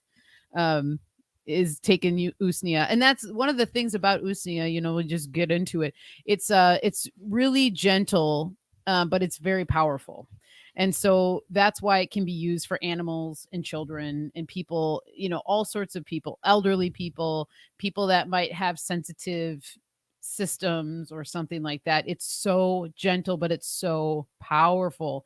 And I brought up, one of the ways to describe it, or if you read about it online or in a book, a lot of times people will say it's a natural antibiotic. And so one of the things that I've been trying to do is kind of get out of the mindset of calling something antibacterial, antimicrobial, all these antis, and I've thought those sorts of things for a while now, but then once the pandemic did happen, it allowed me to reevaluate my relationship with a lot of things, but mostly plants and how they're viewed, how they're used, all sorts of stuff. And I typically come at it from a more holistic standpoint. From the beginning, from the get-go, I was more in that mindset. But after the pandemic, I feel like I stepped up my game on a higher level on the holistic stuff and like how the body actually really works. And you're totally correct, and your heart's in the right place, and it makes way more sense logically to avoid the anti label. That's what they want. They do want they the powers that be, whatever sort of program we're living in, whatever, anti this, anti that, the what do they call it, the dialectic sort of thing, and kind of just like, being polarized with something. So if you're for this, that must mean you're anti that, right? And so people are labeled anti blank, and they would never label themselves as anti anything really, but they're just choosing to not like do something, right? They're just choosing to not engage in an activity or put something in their body that they don't agree with, and so therefore you're anti blank. And being anti anything, it just sounds bad, you know what I mean? Like right. there's a spin that's being put on this anti thing.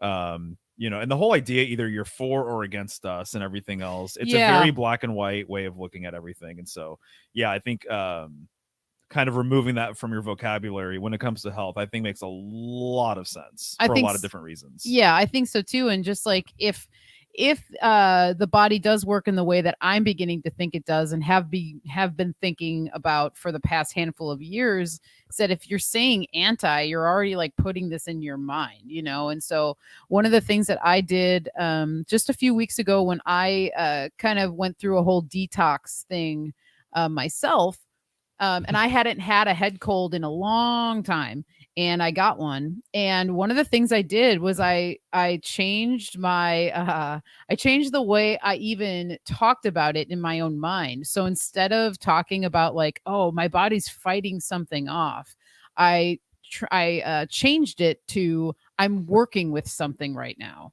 And I noticed that actually, what's up, Ben? I noticed that the head cold never really settled in. Now, granted, I was also like taking fire cider and drinking tea and, doing all the things that I would have done, elderberry syrup, all the things that I know will help the body detox I was doing. But I think it had a lot to do with the way that I was looking at it, and that it never really actually caught me. It was like, yes, I had the sniffles. Yes, I didn't feel my energy was lower, but it never actually like took a full hold and it never settled in. And I think that it has something to do with the mindset that I was in while I was feeling that way. Right. So the whole G&M mentality. Yes. With going through something. Yes. Right.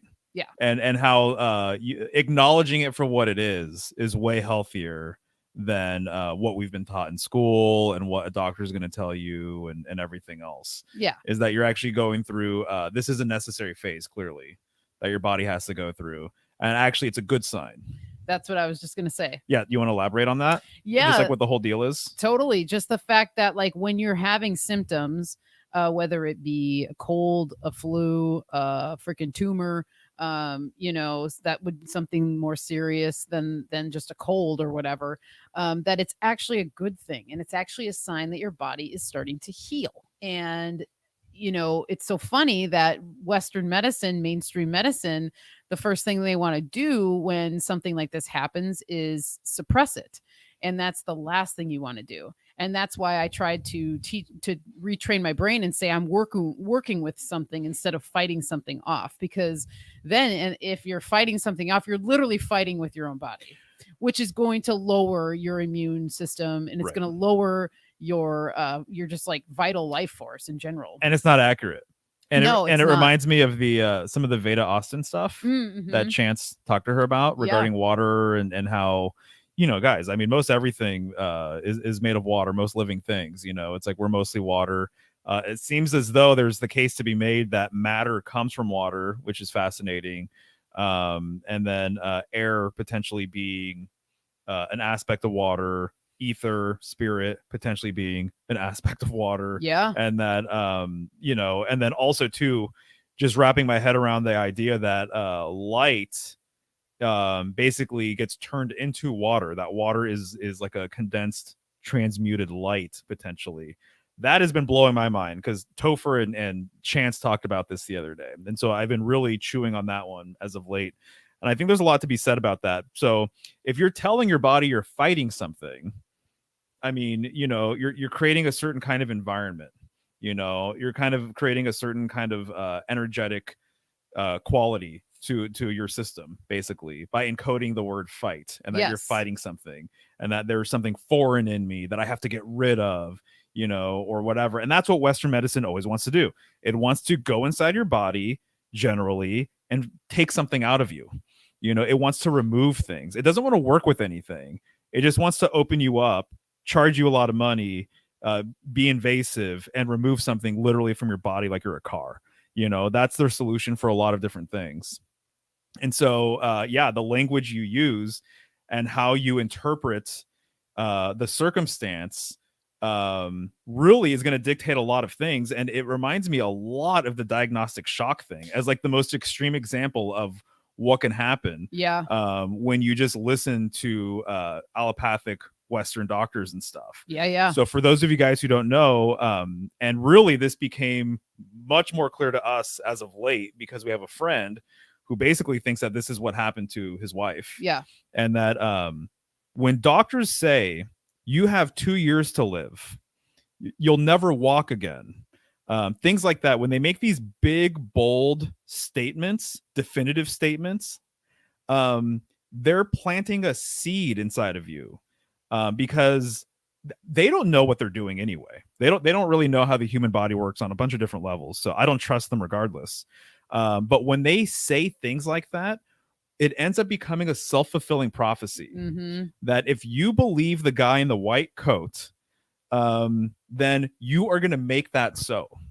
So then you're going to believe in your hearts of hearts, because they're the expert, that you only have 6 months to live, or you're going to believe that you will never walk again. And so, in my opinion, what you really want to do is not pay attention to any proclamations like that. They're not wizards. They're not prophets or anything like that. But what they're doing is they're creating a diagnostic shock. It's amazing how many things they do that basically creates further issues, basically, and strife and sickness. Yeah, absolutely. So to me, that to me is amazing. That's even a thing that literally a doctor can give you a diagnosis, you take it literally, and then you actually, that ends up becoming true. So then the narrative perpetuates that, oh well, he was right. He said she only had 6 months to live. So wow, they were spot on. So modern science must be right. Look how great they gauged all that, or maybe she lived 8 months or whatever. But a big part of it, a big part of the programming of it, is to shock you into that being the case. Right. And one of the things that is coming to my mind, and I'm glad you're bringing all this stuff up, because okay, so when you go into the message, what's up, Kyle? Hey, Kyle. How you doing, man? We were just recapping Vibrant stuff and talking about how you and I were, you had brought it up first of just like changing your mind on how we talk about the phrases of, are we fighting something off? Are we, whatever. And anyway, so that's where we were going with all that stuff. So the whole thing, going back to the fight thing, okay, what's the first thing when somebody thinks about being in a fight? It's fear.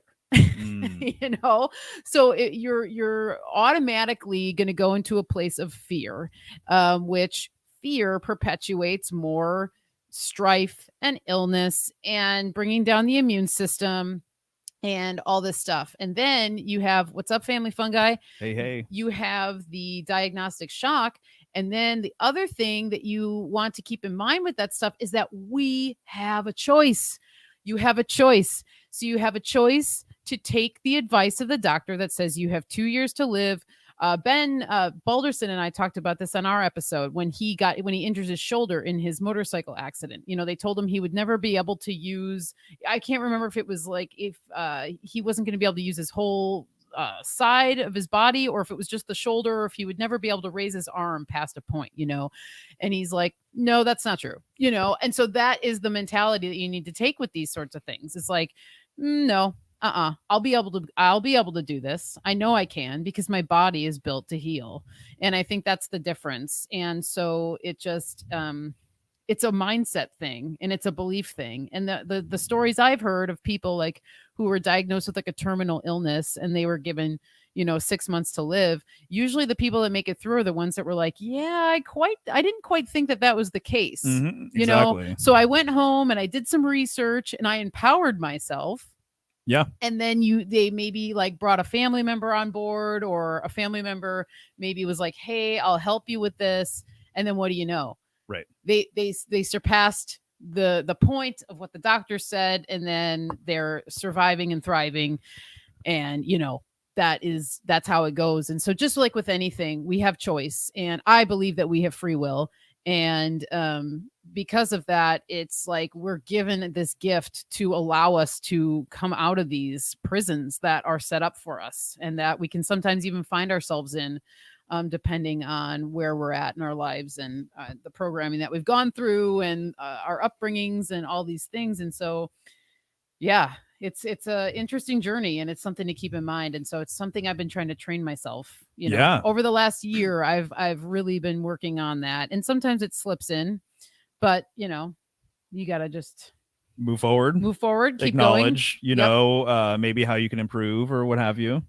I personally, I feel the older I get and the more I learn about Western medicine and how these big hospitals work and everything else, the scientific tradition. Yes. Right. Oh, that's a good one. We should do a whole episode. We'll do an episode on that. Yeah. Yeah. Yeah. And so Susan Weed, yes, right? Yes. Susan Weed has a really great breakdown of the three main traditions of medicine. Yeah. Right. Scientific, heroic, and the wise woman. And the wise woman tradition. Yeah. So we're living in the scientific tradition. And like I was saying earlier, they treat us like we're cars going into a shop, for maintenance or whatever. They look at us as being very mechanical, and they don't take our emotions. They don't take our emotional, psychological sort of state into account most of the time. I know all of it's protocol anyway. Oh God. So it's just like of care protocol. Yeah. So their hands are tied behind their back. So if you try and buck the system in any way, or really try and help someone in an alternative way, a holistic way, they're just not having that, so you're not going to have a job for too much longer. But my main point is that the older I get, and the more I realize, especially over the last few years, medical tyranny and everything else, right? I feel validated for how I felt as a child about doctors and hospitals and things like that. I bet you a lot of people here probably felt the same way. Probably. Ever since I was a kid, I've always gotten bad vibes from hospitals, and I never wanted to be there. It never made sense to me that we would go there to have children or to die, basically. The way everything is kind of ran, how complicated the medicine is, there's a lot of moving parts. There's lots of like high technology. There's like no plants. You're not getting like sunlight. You're it's just blue light. You're not getting fresh air. It's like anti-human. I've always felt like dentists. Totally, exactly. Some of my biggest shadow work has been like dentistry. how it's all in caps too. That's really funny. That's how I feel when I think of a dentist. Exactly right. Totally. And But, yes, I'm with you on that. The smell. Me too. Oh yeah, exactly. That's probably strategic, just like the Subway cookies that we were talking Right. about. Yeah, Yeah. totally. And so for me, I've always felt this way. And for a long time, kind of in my teen years and early 20s and throughout my 20s, I guess, I kind of felt like I was like not being irresponsible, but that I had an aversion that I needed to get over or something like that. But now, with everything that's been going on as of late and all the things that we've learned over the years, I'm like, no, dude, that was just your intuition when you were younger, letting you know that this place is not to be trusted. These people are not to be trusted. This isn't where real health actually occurs. Right. It's the classic thing where it's like healthcare systems destroy health. The education destroys knowledge and intellect and everything else. So all of the things are inverted, basically, obviously, including the healthcare system. And so, yeah, I hope we never have to, I hope we never have to interact with these establishments like ever again, essentially. Yeah, if it were up to me, we won't. Right. Because honestly, and I've heard other people talk about this. It was on the Oversharon show with Brandon Bonanza and Shannon. They were talking about how, they've Sharon, sorry. For some reason I call her Shannon and I don't know why, but Sharon. Pretty close. Sharon Shannon. But they were talking about it and how they've had the conversation of just like, if something major happens with me, I do not want to go to the hospital. And I feel the exact same way. And, that's why I've wanted to, and I'm going to start taking it upon myself. Like, I want to learn how to set bones. Like, I want to learn how to stitch wounds, like major wounds. I want to know all of these things so that we can do as much as we possibly can to never have to go into these places. Yeah, And no, I that's hear you. what, that's one of the reasons why I'm so fascinated by things like DMSO and MMS, and all of these really potent, safe, when worked with properly, solutions to these problems that are at our fingertips, that if you just learn how to work with them correctly, they can be used in such great ways. And that'd be another show. I have so many success stories with DMSO and MMS, with myself and with our cat, that is just like, wow. I mean, things that Yeah, that's true. would have whatever. I mean, even just the other day, I burned the crap out of my finger. Just I was working with tea and I was doing something. I was pouring tea, I was straining it, and I wasn't paying attention. And oh my goodness, it was one of the worst burns because it was like it had just been boiling. So it was basically poured boiling water all over my finger. And the first thing I did was like I just dropped everything and I got the DMSO, pure DMSO, and just poured it on my finger. And it like didn't feel the best, but then literally put my wound salve on it and no blister, no pain, Yeah. whatever. So those are the types of things that I think everybody should know, that we have things at our disposal that we can use in these instances where there's like acute things that could be emergencies that we can Yeah. take care of on our own. Uh, Those are the things I'm interested in learning. no, for sure, for sure. Yeah. Just the way I've been thinking about a lot of this stuff lately, sovereignty and kind of just being self-reliant and stuff. Don't get me wrong, guys. I realize that we don't live in a vacuum. Right. You know what I mean? And so it's like we're not the only people on Earth. Clearly, we're on here for a reason, because we want to build a community and have people and share notes and have fellowship and things like that. But that fellowship and any community is stronger when the individual unit is really strong, right? And so that's kind of an idea, just like a wolf pack, right? So all of the wolves within the wolf pack, they need to be strong in their own right as individuals, and then the whole pack then is going to be that much stronger. Yep. Right. And so basically, we all have our own sacred center. We all have our own pole. That's kind of the word I've been using a lot as of late. We're people, and then obviously all of the stuff with the polar tradition and the world axis and all this other stuff that I've gotten into on my channel. But we all have our own pole, and I think that when you're closest to your own pole, that is to say, your true authenticity, your true north, your sacred center, I really feel like it's almost like you're tapping into this generative bounty, or this source that just like keeps on giving. It's almost kind of like this battery sort of thing, or it's like you're tapping into your toroidal nature, Mm-hmm. you know. And so the more you look for external experts, external solutions, external guidance, or external answers, the more you're likely going to be giving away your power to whomever you're looking towards. And I'm not saying that you shouldn't ask people questions or that you shouldn't have people that you follow and respect and all of that. Definitely not saying that. But all I'm saying is that, as an example, when you just choose to automatically go to the doctor without trying to solve anything yourself, without doing any kind of research on your own, or without trying to like internalize like how you're actually feeling and what might actually be going on, without actually looking for any kind of solution on your own, you're just giving away your power, you know. So if you just by default you go to the doctor, by default you need an expert, by default you're just going to all of these external sources, well, you're basically signing up for their protocol too. So if they find out that, hey, yeah, you do have this or that or the other thing, you're signing up for everything that they stand for, you know. And this might include getting jabbed, this might include invasive surgeries, this might include getting poisoned, this might include all sorts of things that you may have zero clue about, you know. So I just think that like keeping it local, you know, and doing as much as you personally can, you're just going to be way better off in the long run. And I'm sure I'm speaking to the choir here Oh yeah. about most of this stuff, Yeah. you know, but I kind of just look at this as like a polar dynamic, in that you want to keep your pole strong and you want to be close to your own personal pole. And I just see a lot of people gravitating towards other people's poles seemingly for like no reason, you know, or because they don't have a strong personal maybe connection with their own, you know, or they don't believe that they can figure it on their own.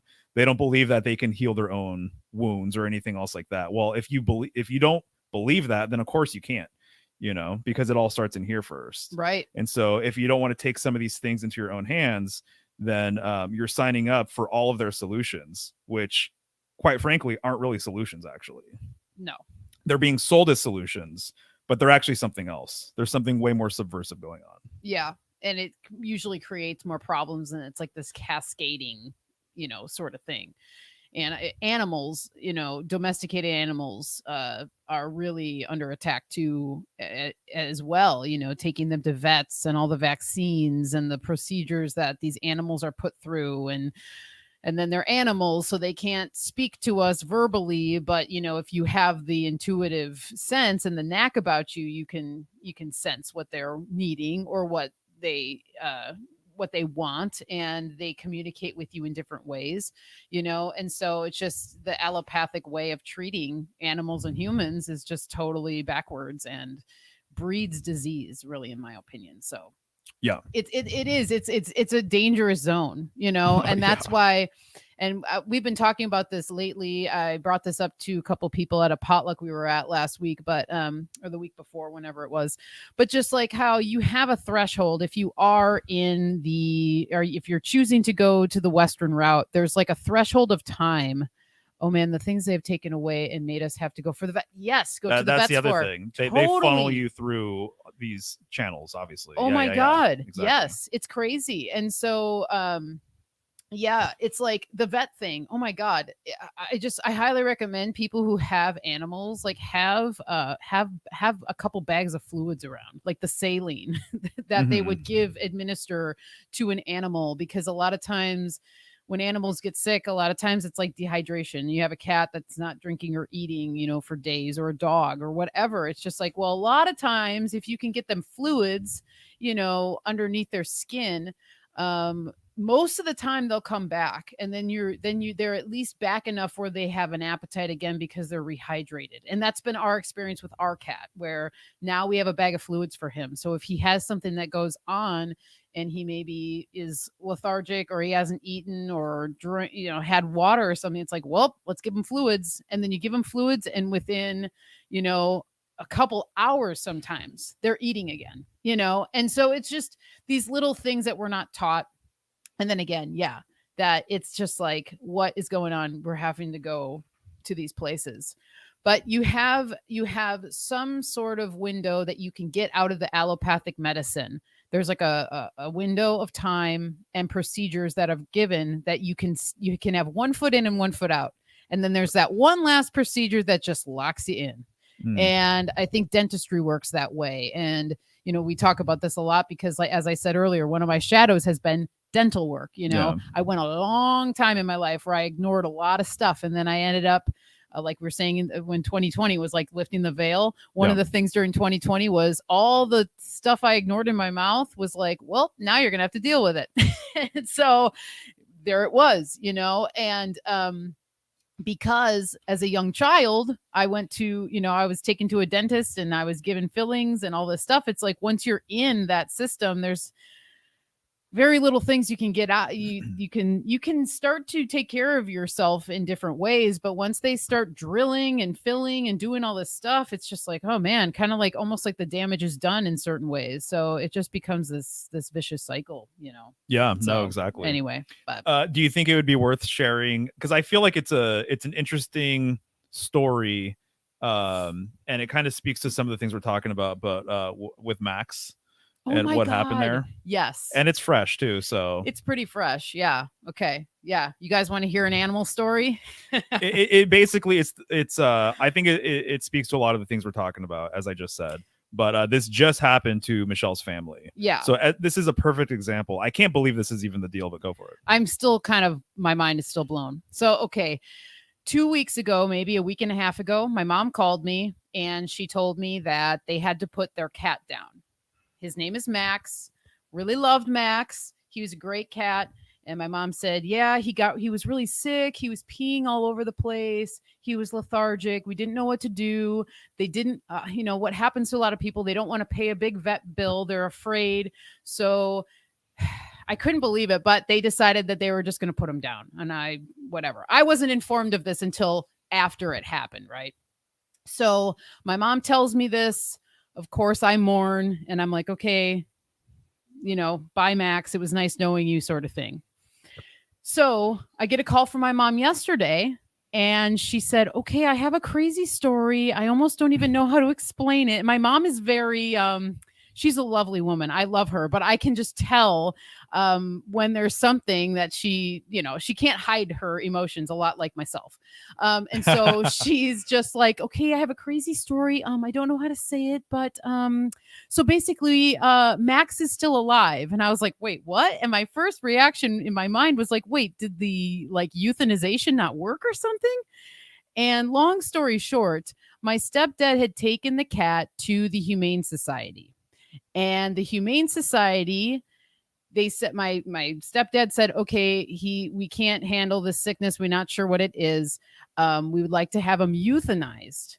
And the Humane Society literally just said to him, okay, we'll take care of it. And they took Max into another room. And my stepdad was under the impression that they were going to euthanize him. Well, it turns out that they didn't euthanize him. And my mom said that just a couple days ago, she kept getting this intuitive hit to go on to the Humane Society website. So she went on to the Humane Society website and she was scrolling through the adoptable animals. And lo and behold, Max was there for adoption. So my mom said she instantly started bawling and she went out to my stepdad and said, oh my God, Max is up for adoption on the Humane Society website. So they went back to the Humane Society and they got Max. And apparently this happens to animals all the time of they'll tell the owners, whoever is dropping off the animal, oh yes, we'll take care of it. We'll euthanize them. And if they think that the animal is healthy enough or if they can treat them, they'll treat the animal and they'll put them back up for adoption.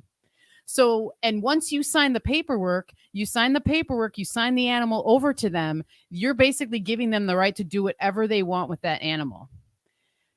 Crazy. Just freaking crazy. And I will say the Humane Society, number one, the name tells you that it's inhumane.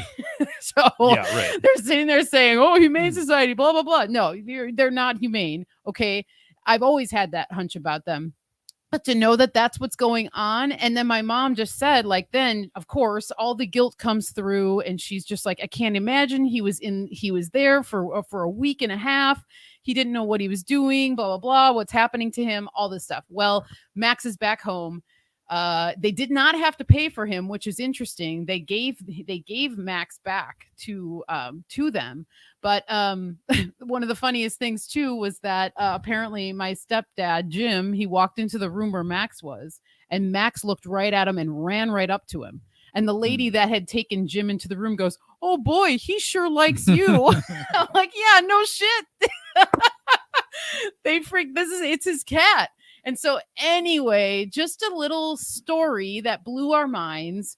Yeah, that's crazy. And then I was thinking about Max, and I'm just like, oh my god, you lucky guy to be able to just gotten out of that situation. And then my uncle made the joke of like, well, he definitely lost a couple. They took a couple of his lives, right, for sure. But oh my goodness, like just. I mean, crazy. So the point of the story for me is this is what you have. This is what happens. Excuse me, when you put responsibility in someone else's hands. Totally. And it reminds me of the same thing. And dude, we don't have children, so just putting that out there. We have a cat, Carl.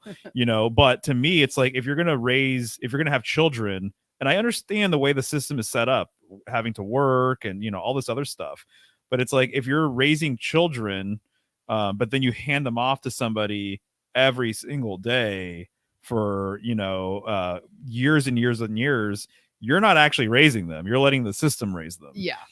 So to me, it's just like one of these things where when you give the responsibility to somebody else, you're putting it in their hands. And so whatever happens, on one level, it's their fault, but on the other level, it's more so your fault because you're the one responsible for that cat or that kid or your health or whatever.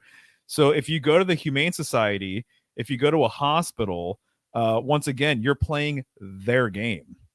Whatever agenda they might have, whatever weird shit they might have going on, it's like you're signing up for their solutions. And so to me, the fact that they did this is completely nuts. But on the other hand, this is, again, you play stupid games, get stupid prizes. Yeah. It sucks. It really sucks that it's like this. Yeah. But that's just kind of the deal. So unfortunately, that's what happened. But kind of crazy enough, they actually the cat's back. Yeah. It just, to me, I can't believe that they wouldn't just literally call your folks back. Yeah, exactly. And that was one of the things Mario brought up too, of just like how did they not get a hold of your mom and say, hey, so we were able to give the cat this and that, and it looks like he's revitalized. Yeah, Return of the Max. Yeah, I know. And it's like, well, because they're all about profit. They literally will make a couple $100 off of the adoption fees that they would get from the cat. So why would they call them back and give it back? What's up, Rachel?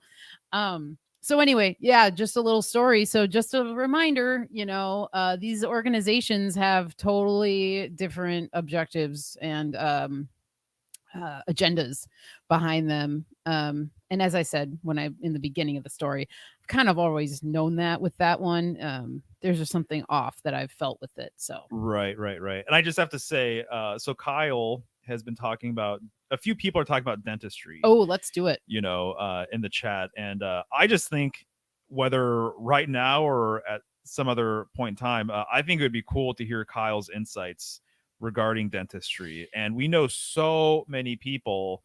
It's just like one of these things where a lot more people than you'd imagine have dental issues.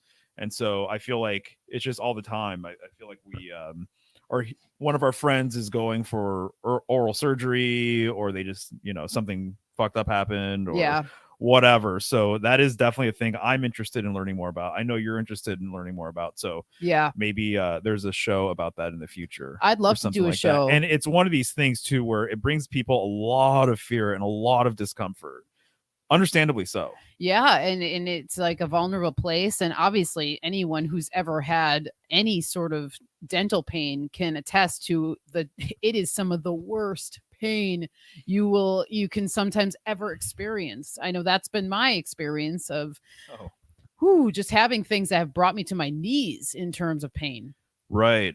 Interesting. Wow. Yeah, I'd love to talk to you more about that, Kyle, because I remember you mentioning that you were you were a dental hygienist, like an assistant, right? Like the person that would be there to help the dentist. If I, you can correct me if I'm wrong on that, but I would, as soon as you said that, I'm like, oh, I want to know more about that because it's an interesting little rabbit hole. And also too, just like with most everything, there's more solutions out there that are holistic and natural Mm, than what we've ever been taught.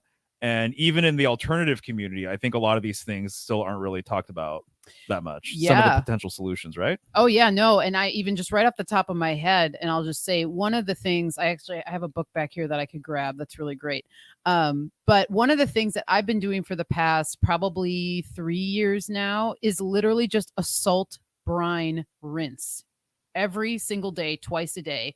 And I have noticed such a huge difference and improvement in the health of my mouth. And salt, we could, I know a lot of people in the chat that are listening right now could probably talk about salt for days, and salt is amazing.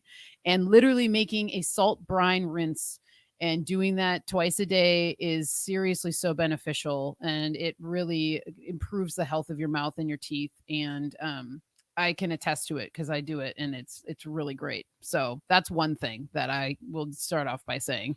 Right, yeah. And staying away from toothpaste that have like vegetable glycerin and stuff in it, because that's what a lot of natural toothpaste will have, the glycerin in there, and the glycerin literally just coats your teeth. It's like very strange. And so anyway, that's one of the things that I've learned about, for sure. But yeah, and I just really quick, if maybe someone wants to make the salt rinse tonight, I do have a blog about it on my website. You can go to my blog and there's a recipe, but it's literally 1 ounce of salt, 1 ounce of sea salt, non-treated salt, 1 ounce of sea salt to 16 ounces of boiling water, and mix that up together. Create a brine, let it cool, and you can add, peppermint essential oil if you want. You don't even need to add anything though. But and that's how easy it is, really. And that it's a really beneficial rinse. Nice. Yeah. Yeah, and when I said that a lot of people have fear over dental stuff, I am one of those people. I don't like it. And actually, one of my reoccurring dreams since childhood was losing my teeth. And so I used to dream about, I would say several times a year, I would have the dream where I'm like walking somewhere, walking through school or just whatever, dreaming. And then like one tooth is kind of loose and then it falls out, followed by another tooth. And then before you know it, I have a mouth full of teeth. And then I like spit them in my hand and I have like a handful of teeth. And or they my teeth would disintegrate. I remember you. And yeah. then I would get freaked out in my dream because I'm like, oh my God, you can't just replace these things, obviously. And so then I would be worried and upset and like, all this other stuff. And that dream has been a thing for me, dude, for a long time. And so much so that I ended up making a short film about it when I was in film school called Wishy Washy. And I don't have to get into the story or whatever, but it's about teeth falling out and it's kind of gnarly and whatever. But that was my way of processing, these reoccurring dreams, and it was helpful. So, anyways, what are you going to show and people? You did a good job with it. Thank you, baby. Yeah. So, holistic dental care. Can't see it very well. Right there you go. This is a good one. Nadine Artemis is the writer of this book. Got it. So it's a really nice one. The Complete Guide to Healthy Teeth and Gums. She has some really nice solutions in there. It's actually where I got the idea for the salt brine rinse, because she was the one that brought that to my attention. So also another great thing too for the dental care. It's a lot about diet and raw milk. Raw milk will heal your teeth. Honestly, it does. Raw milk can heal a lot of things, but really great for teeth. Yeah. No, I totally believe that. So anyway, I know our good friend Vanessa is always harping on that because she went through a lot of dental stuff, and that was one of her top recommendations. Yeah, is drinking the raw milk and then cutting down on like carbs and sugar, all the kind of obvious things that aren't very good for us or whatever, typically, or just like the things that you wouldn't think about that like our teeth like nuts and like energy bars and like all those sorts of things that are like really chewy and tacky and stuff like that that you don't think about. But oh, nice. Yeah, mouth rinse with baking soda and oregano oil. That makes sense. Yeah, I can see that being very helpful. That's like the base baking soda. I use that in my tooth powder for sure, along with other things to cut the baking soda. But yeah. Wow, very cool. Thank you all for hanging out. This has been fun. This is exactly why we started the show, so that we could flow, bring up random things, interact with y'all in the chat, get your guys's opinions on stuff, get some questions going, get more of like a kind of like more of like a round table. That's I think what we're going for with this as well, of like let's get a round table in. And I even like the idea of, bringing people on if there are Oh people that yeah. are Oh yeah. interested in For joining sure. us, and we can have like a round table and then we can all interact with the chat. That's what our one of our goals with the show is, and then to have a place to express other things that we're thinking of. Like we were talking about Manson and all the Laurel Canyon stuff in the beginning. It's like we don't typically talk about that on other shows because it's not usually the topic that's brought up. But if it were to be brought up, yeah, we'll talk about it. I will definitely go there all day long. But anyway, yeah, so this has been super fun. Yeah, I totally agree. Real quick, so Cozy Crone, you said I want to see Wishy Washy. If you actually really want to see it, send me a DM somewhere, and I can send you a link because I'm pretty sure it's on Vimeo. I don't know.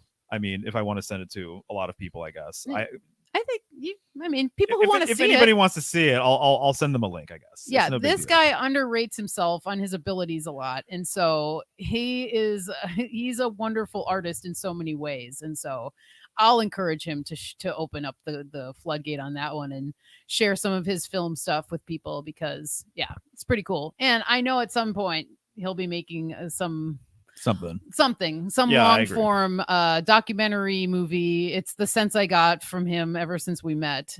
And when we first met, we were hanging out with a lot of the people he was going to film school with.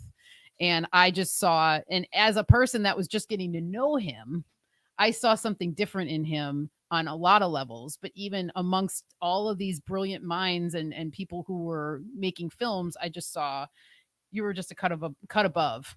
On where your mind was going, and seeing your drive in a different way than other people around. But we were around a lot of great people though too that are still actively working in film. So it's like it's not to take anything away from them, but I just saw that there was definitely something deeper in there. So the feeling is mutual. That's for sure. I agree with that 100%. Yeah.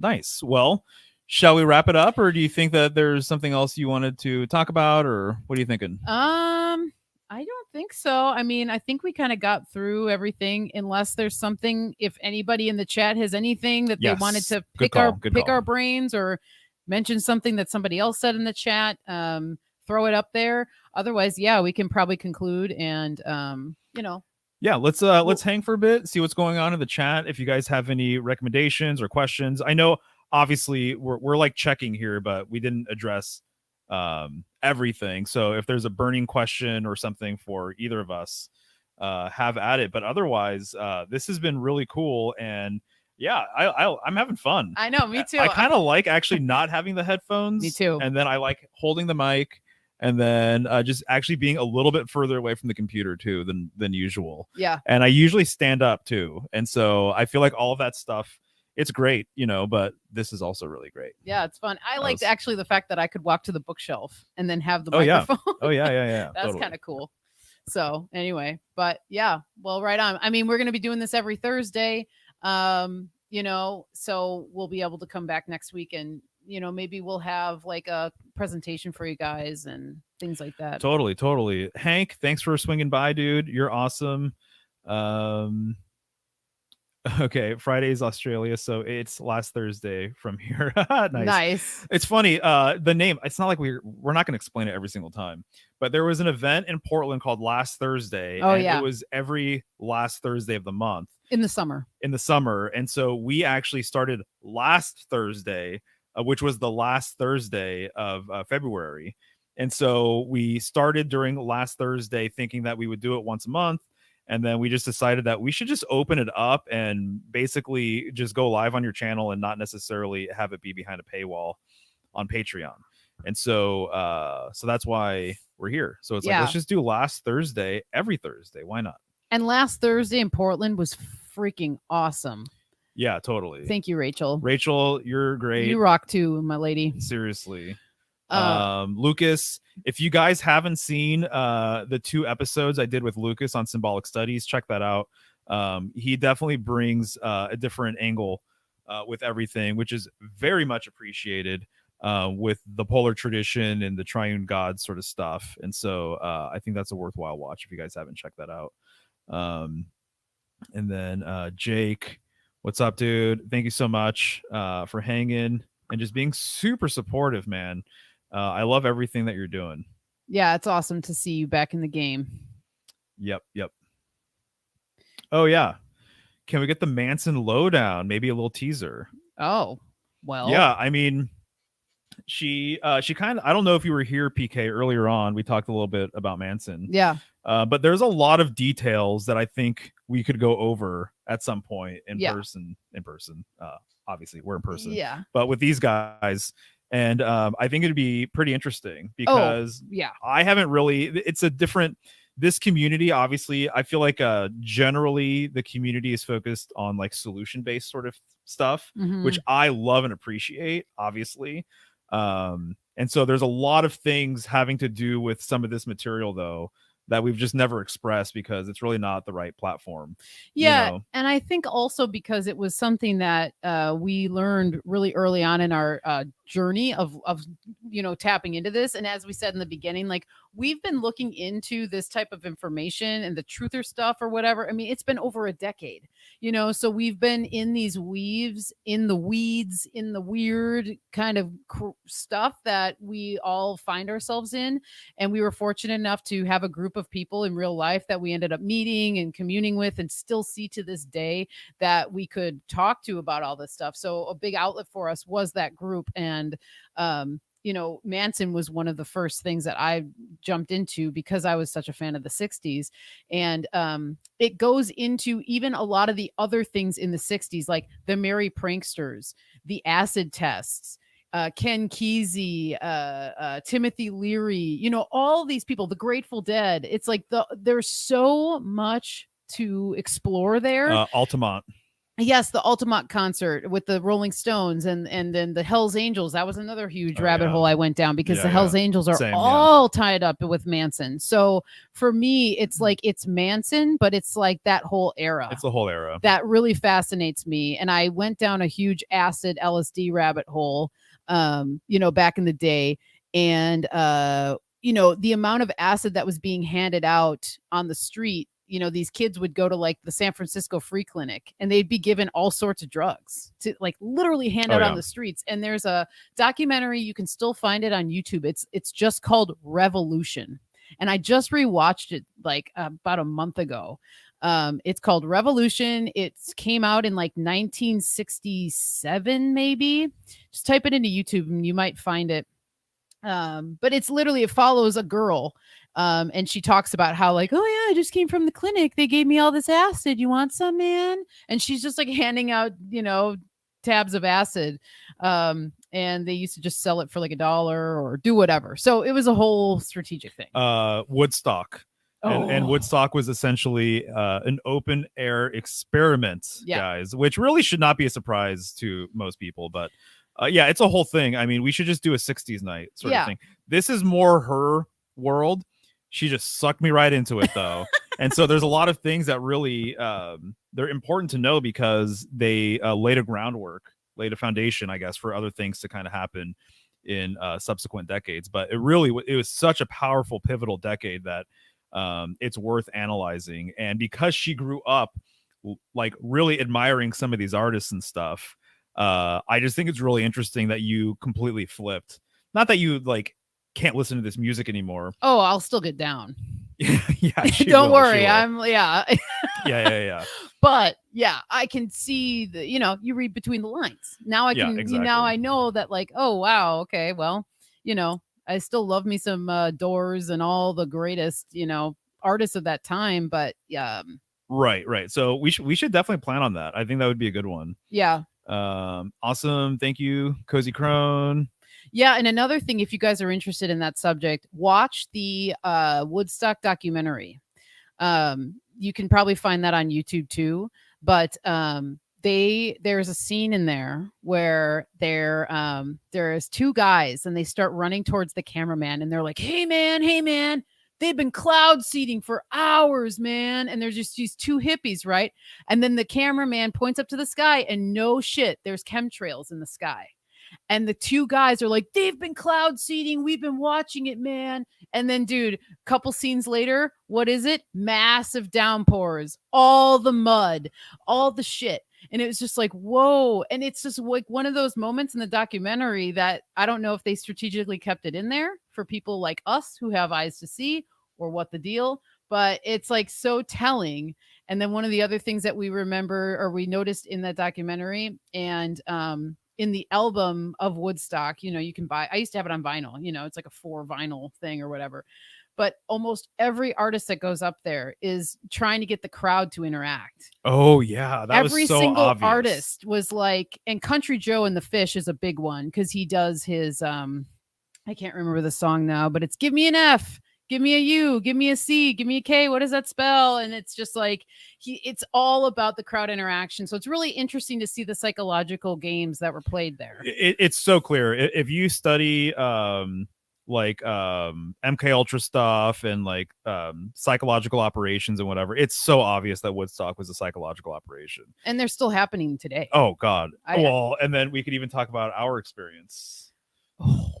Midnight Masquerade. We won't even get into that, guys. We've done a lot of things together. Yeah. A lot of weird things too. A lot of trippy things. So do you think, Cozy Crone, she said we should do a whole biker gang weave. Yes. I think we could weave in some interesting things because that was an interest of mine for a little bit. Yeah. I read Hell's Angels and stuff, and I think it would be just perfect to talk about the 60s in general and maybe talk about the biker gang thing. Yeah. And kind of just bring that all together. One of the weaves right off the top of my head that I'm pretty sure is a thing is that the Hells Angels were started, if I'm not mistaken, in 1947, which 1947 was a huge pivotal year. Yeah, for a lot of different reasons. And so it kind of adds to that weave. So I've even considered doing a 1947 weave, a 1947 presentation, because a lot of things happened that year. It's I don't know what was going on with the astro weather or whatever. That'd be interesting to find out, though. This was like a big sea change in US history and with conspiracy stuff and with a lot of different things that basically are still like around today. It was like that 1947 was the genesis for a lot of things. A lot of big things happened during that year, and I have a whole entire list that I developed of things from 1947, and this was just born out of me just seeing 1947 when I was reading books. People would mention 1947, this happened and that happened, and then after a while I was like, what is going on here? And I just got really curious, and the more I dug, the more I found out, and I'm like, oh, this was like the initiation of like a new program, I feel like.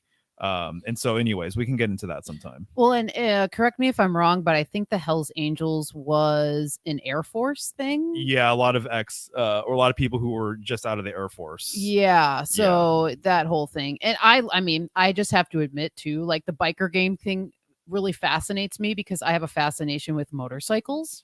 Oh, thanks, Ben. I have a fascination with motorcycles. I've always loved motorcycles. I grew up around motorcycles. I grew up, my uncles, my aunts love to ride. So it's like motorcycles are just near and dear to me. And then I'm from Milwaukee, where Harley is from. So it's just like, I don't know. I think it's part of my weave. And so I sunk into the biker gang stuff pretty easily because of that. And then it's ties to it's ties to the 60s and particularly Manson. Yeah, because he was running around with them and they were huge drug dealers and traffickers and stuff. Right. So, and that was the game. I have not read The Cosmic Trigger. I think we have it though. We had it. We did have it at one point. Yeah, all of Robert Anton Wilson's stuff was actually gifted to me at one point. Not all, but a lot of his books were gifted to me at one point. And we had them around for years, and I just always found myself being interested in other material, and so I never actually got around to it. And so, but I've heard so many things that I feel like at some point I might have to get around to it. And I know I'm aware of his influence and everything else, but no, I have not read any of his stuff. Let's see what else is going on here. Nice. My mom found out Nice. she was preggo with me at the other Woodstock in '94. Dude, that's really funny. We were just watching. Mario has a guy he likes to follow. His name is called Finn McKinty. He just does like he does music stuff on YouTube, and he just did an episode about the 90s and he went through the Woodstocks in the 90s, and Woodstock 94 came up, and I remembered as a young girl watching it on MTV and wishing I was there. So that's really funny. Anyway, that's awesome. Right. Totally. Yeah, no, exactly. Tavistock Institute, the Beatles. Dude, the Beatles, that would be a fun one too at some point for me. Yeah. And yeah, a lot of the stuff like right here, Ben was just saying, personally, I'm not into dissecting all of that old world stuff, would rather focus on gardening and frequencies. Dude, I think that's the way to go. It's one of those things where it can definitely, I mean, I don't know. It's if people are interested in it, obviously follow that rabbit hole, see what you can uncover, see what might be valuable to you. And just kind of like what you were saying, a lot of this stuff is stuff that I would say, stuff we were researching before we became more solution oriented, wouldn't you say? I think so. And yeah, when we were just like really starting to get into more of the MK Ultra, mind control stuff, government stuff, and whatever. So Yeah. I mean, yeah, close to a decade ago. Yeah. Really. So and in that time too, we've really come to learn how much of a trap a lot of this stuff can be.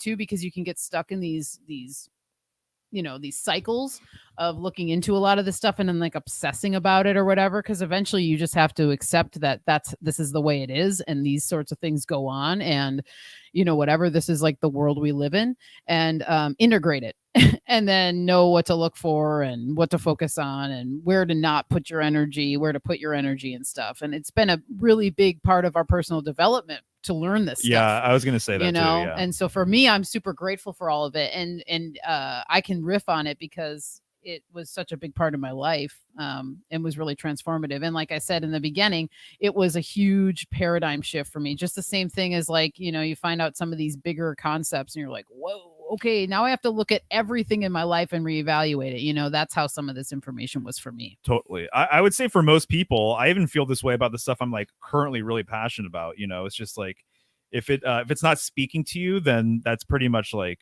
all that needs to be understood about it. So if it doesn't speak to you, then clearly you have other things that you'd rather occupy your time with, and things you find more valuable. And so I would never try and convince somebody, oh no, dude, you really have to check this out, or no, you didn't know that, oh my god, blah blah blah, sort of thing. It's way different than that, but we both enjoy it. So yeah, and that was the other thing too, we started learning. It's like I have no desire to wake people up or convince people of anything or tell them that no do like no, it's not. It's like not worth your energy. And then you just become a person that's telling everybody what to do. And it's like, no, how about you do what you think you should be doing?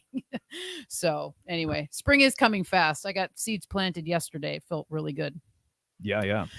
Nice. Well, cool. All right. I think we're winding down, so we can bring up our ending credits. And yeah, thanks again, everybody, for hanging out, and looking forward to this show for sure. Yes, indeed. All righty. Thank you. Nice. Thanks for being here. Yeah. Cool. All right. So nope. Let's do that. Yeah, that works. This right here. Cool.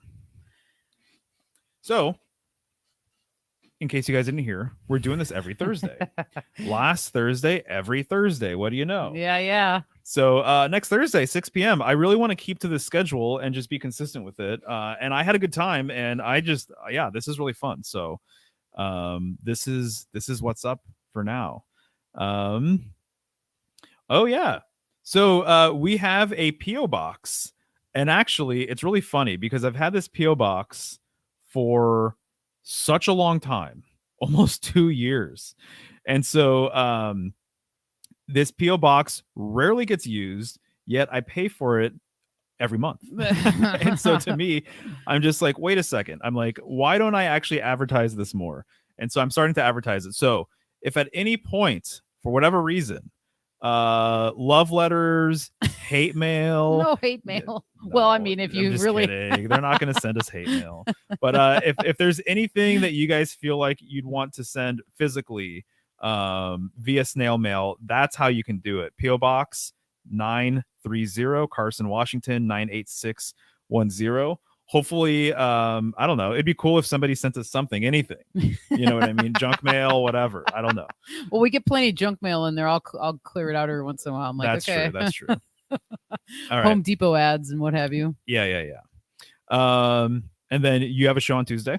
Yeah. So next week on the Healing Home, we have Lonnie of Greener Postures.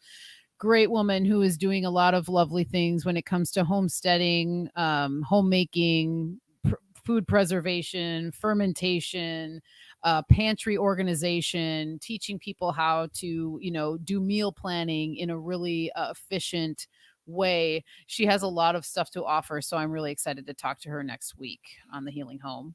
Yeah, that's going to be awesome.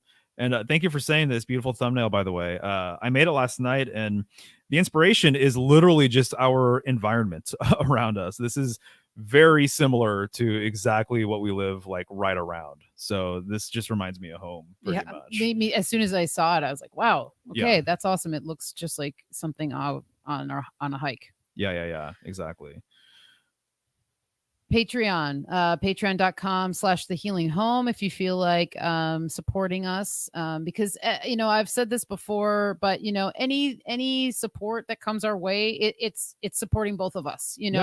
We are a unit in that way, and we have been for many years. And so all the support that comes through from people, whether it be for Mario or through me, it's like for both of us, and it's very much appreciated. So you can find Mario on Patreon as well, patreon.com/symbolic studies. Yep, that's right.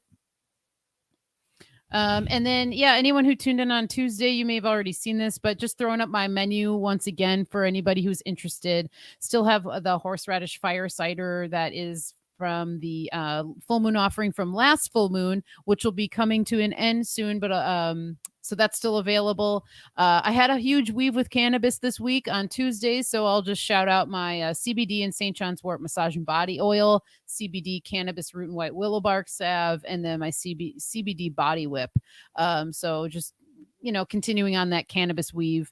I really love working with it. I love sharing it with people. And those 3 products have really brought a lot of relief to a lot of people, myself and Mario included. Oh my God, guys. Yeah. I feel like, I don't know if you've done this yet. Do you have many reviews on your site? I can't remember. I don't, but I have reviews, and I just have them. She gets reviews all the time from people, and she really needs to just plug them a little bit more. Yeah. Because they have brought a lot of people relief and comfort and stuff like that. Yeah. And you get repeat orders from people, and people who have been ordering literally for years. Yes. So that's the other thing too, kind of talking about some of our history, is that even before you started this side of Healing Home, you had people ordering for you for like a number of years at that point already. Oh, totally. Yeah. I had worked up a little bit of a client base or whatever. Yeah. And, a lot of my family, I've been able to turn my family onto a lot of this stuff, which has been really cool. Like even like my grandma lives in like an apartment complex with a lot of older people. Mm-hmm. It's not like a retirement home, but it's just an apartment complex where a lot of older people live.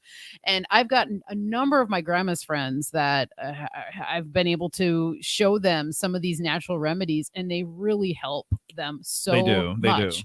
And it's really cool to see, because a lot of these older people get stuck in the allopathic, tradition, and to see them kind of be curious and then be like, oh my God, that really worked. Oh my goodness. My doctor never told me about CBD. It's just like, yeah, of course they didn't. For some of these people, it's literally like a little light bulb gets turned on where they're like, oh wow, I don't have to do just what my doctor tells me to do. Yeah.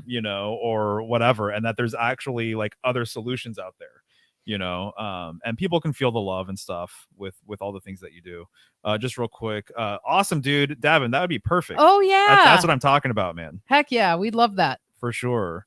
if you feel inspired, feel free. And then do you send to Canada? I do. Shipping is a little spicy sometimes, That's depending on the size of the package. I've been able to get, usually it's somewhere in the $20 range, depending on the size of the package. But I do send to Canada, yes. Nice, right on. Oh, thank you. Awesome. Yeah, I do need to get on the train of not being bashful with reviews because I do have quite a few. I've like Andrea Cozy Crone. She gave me a great review. I made like a little video out of it. That was awesome for the CBD and white willow bark salve. But yeah, I'll get on that. Totally. So yeah, michelleshealinghome@gmail.com, michelleshealinghome.com. And then if you want to text me, you can 503-568-1569. I also offer consultations, which has been really fun. And I feel like I've been able to help a couple people like get to the bottom of a few things that they were working with for a long time and weren't finding solutions. And then from a conversation we've had, kind of like light bulbs went off for them and they're like, oh my goodness. So it's been really fun helping people on that level. Thank you, Debbie. Yeah, you've always been so supportive and I just really appreciate it. And I'm so glad that you feel the love. Definitely. It's one of the reasons why I do it. Thank you so much. Astrolabium bear. Nice. Nice, dude. Very cool. Right. Okay. So I'm doing a presentation on Illuminati symbolism. And this has been baking for a couple of weeks for me. And I've been wanting to talk about Illuminati symbolism through my lens, through my symbolic lens of how I perceive things.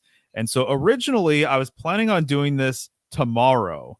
But I have so much on my plate tomorrow that I'm just thinking that I'm actually just going to do it on Saturday, because I'd rather not rush through it and be, spinning too many plates at once and whatever. And so I feel like I just want to be completely present with this one. So I'm going to do it on Saturday. So my goal personally is to generally put something out every Friday. But if it doesn't happen on Friday, then I'm just happy to do it sometime over the weekend. So this is one of those instances. And so, there's a few things in here that I have not talked about that I've been decoding lately. And so I think it's going to be really interesting personally. Oh yeah, I think so. I wouldn't do it if I didn't think that would be the case, but that's what I have going on. So sometime on Saturday, I'm sure I'll put out an announcement either tomorrow or Saturday morning sometime. But there you go. So that's what I have going on. And I think that is going to do it. Okay. So you didn't put your Patreon there, but I think we said it though. Okay. Yeah. Patreon.com/symbolic studies if you guys are interested. Any final thoughts? I had a great time. Yeah, me too. This was a good choice. I'm really glad we're doing this. Definitely. Yeah. Hell yeah. All right, guys. We'll see you next Thursday. Yes. Until then, enjoy your weekend and all that fun stuff. And we'll talk to you soon. Have a good night. Thank you for tuning in. See ya. Appreciate it. Bye. Bye.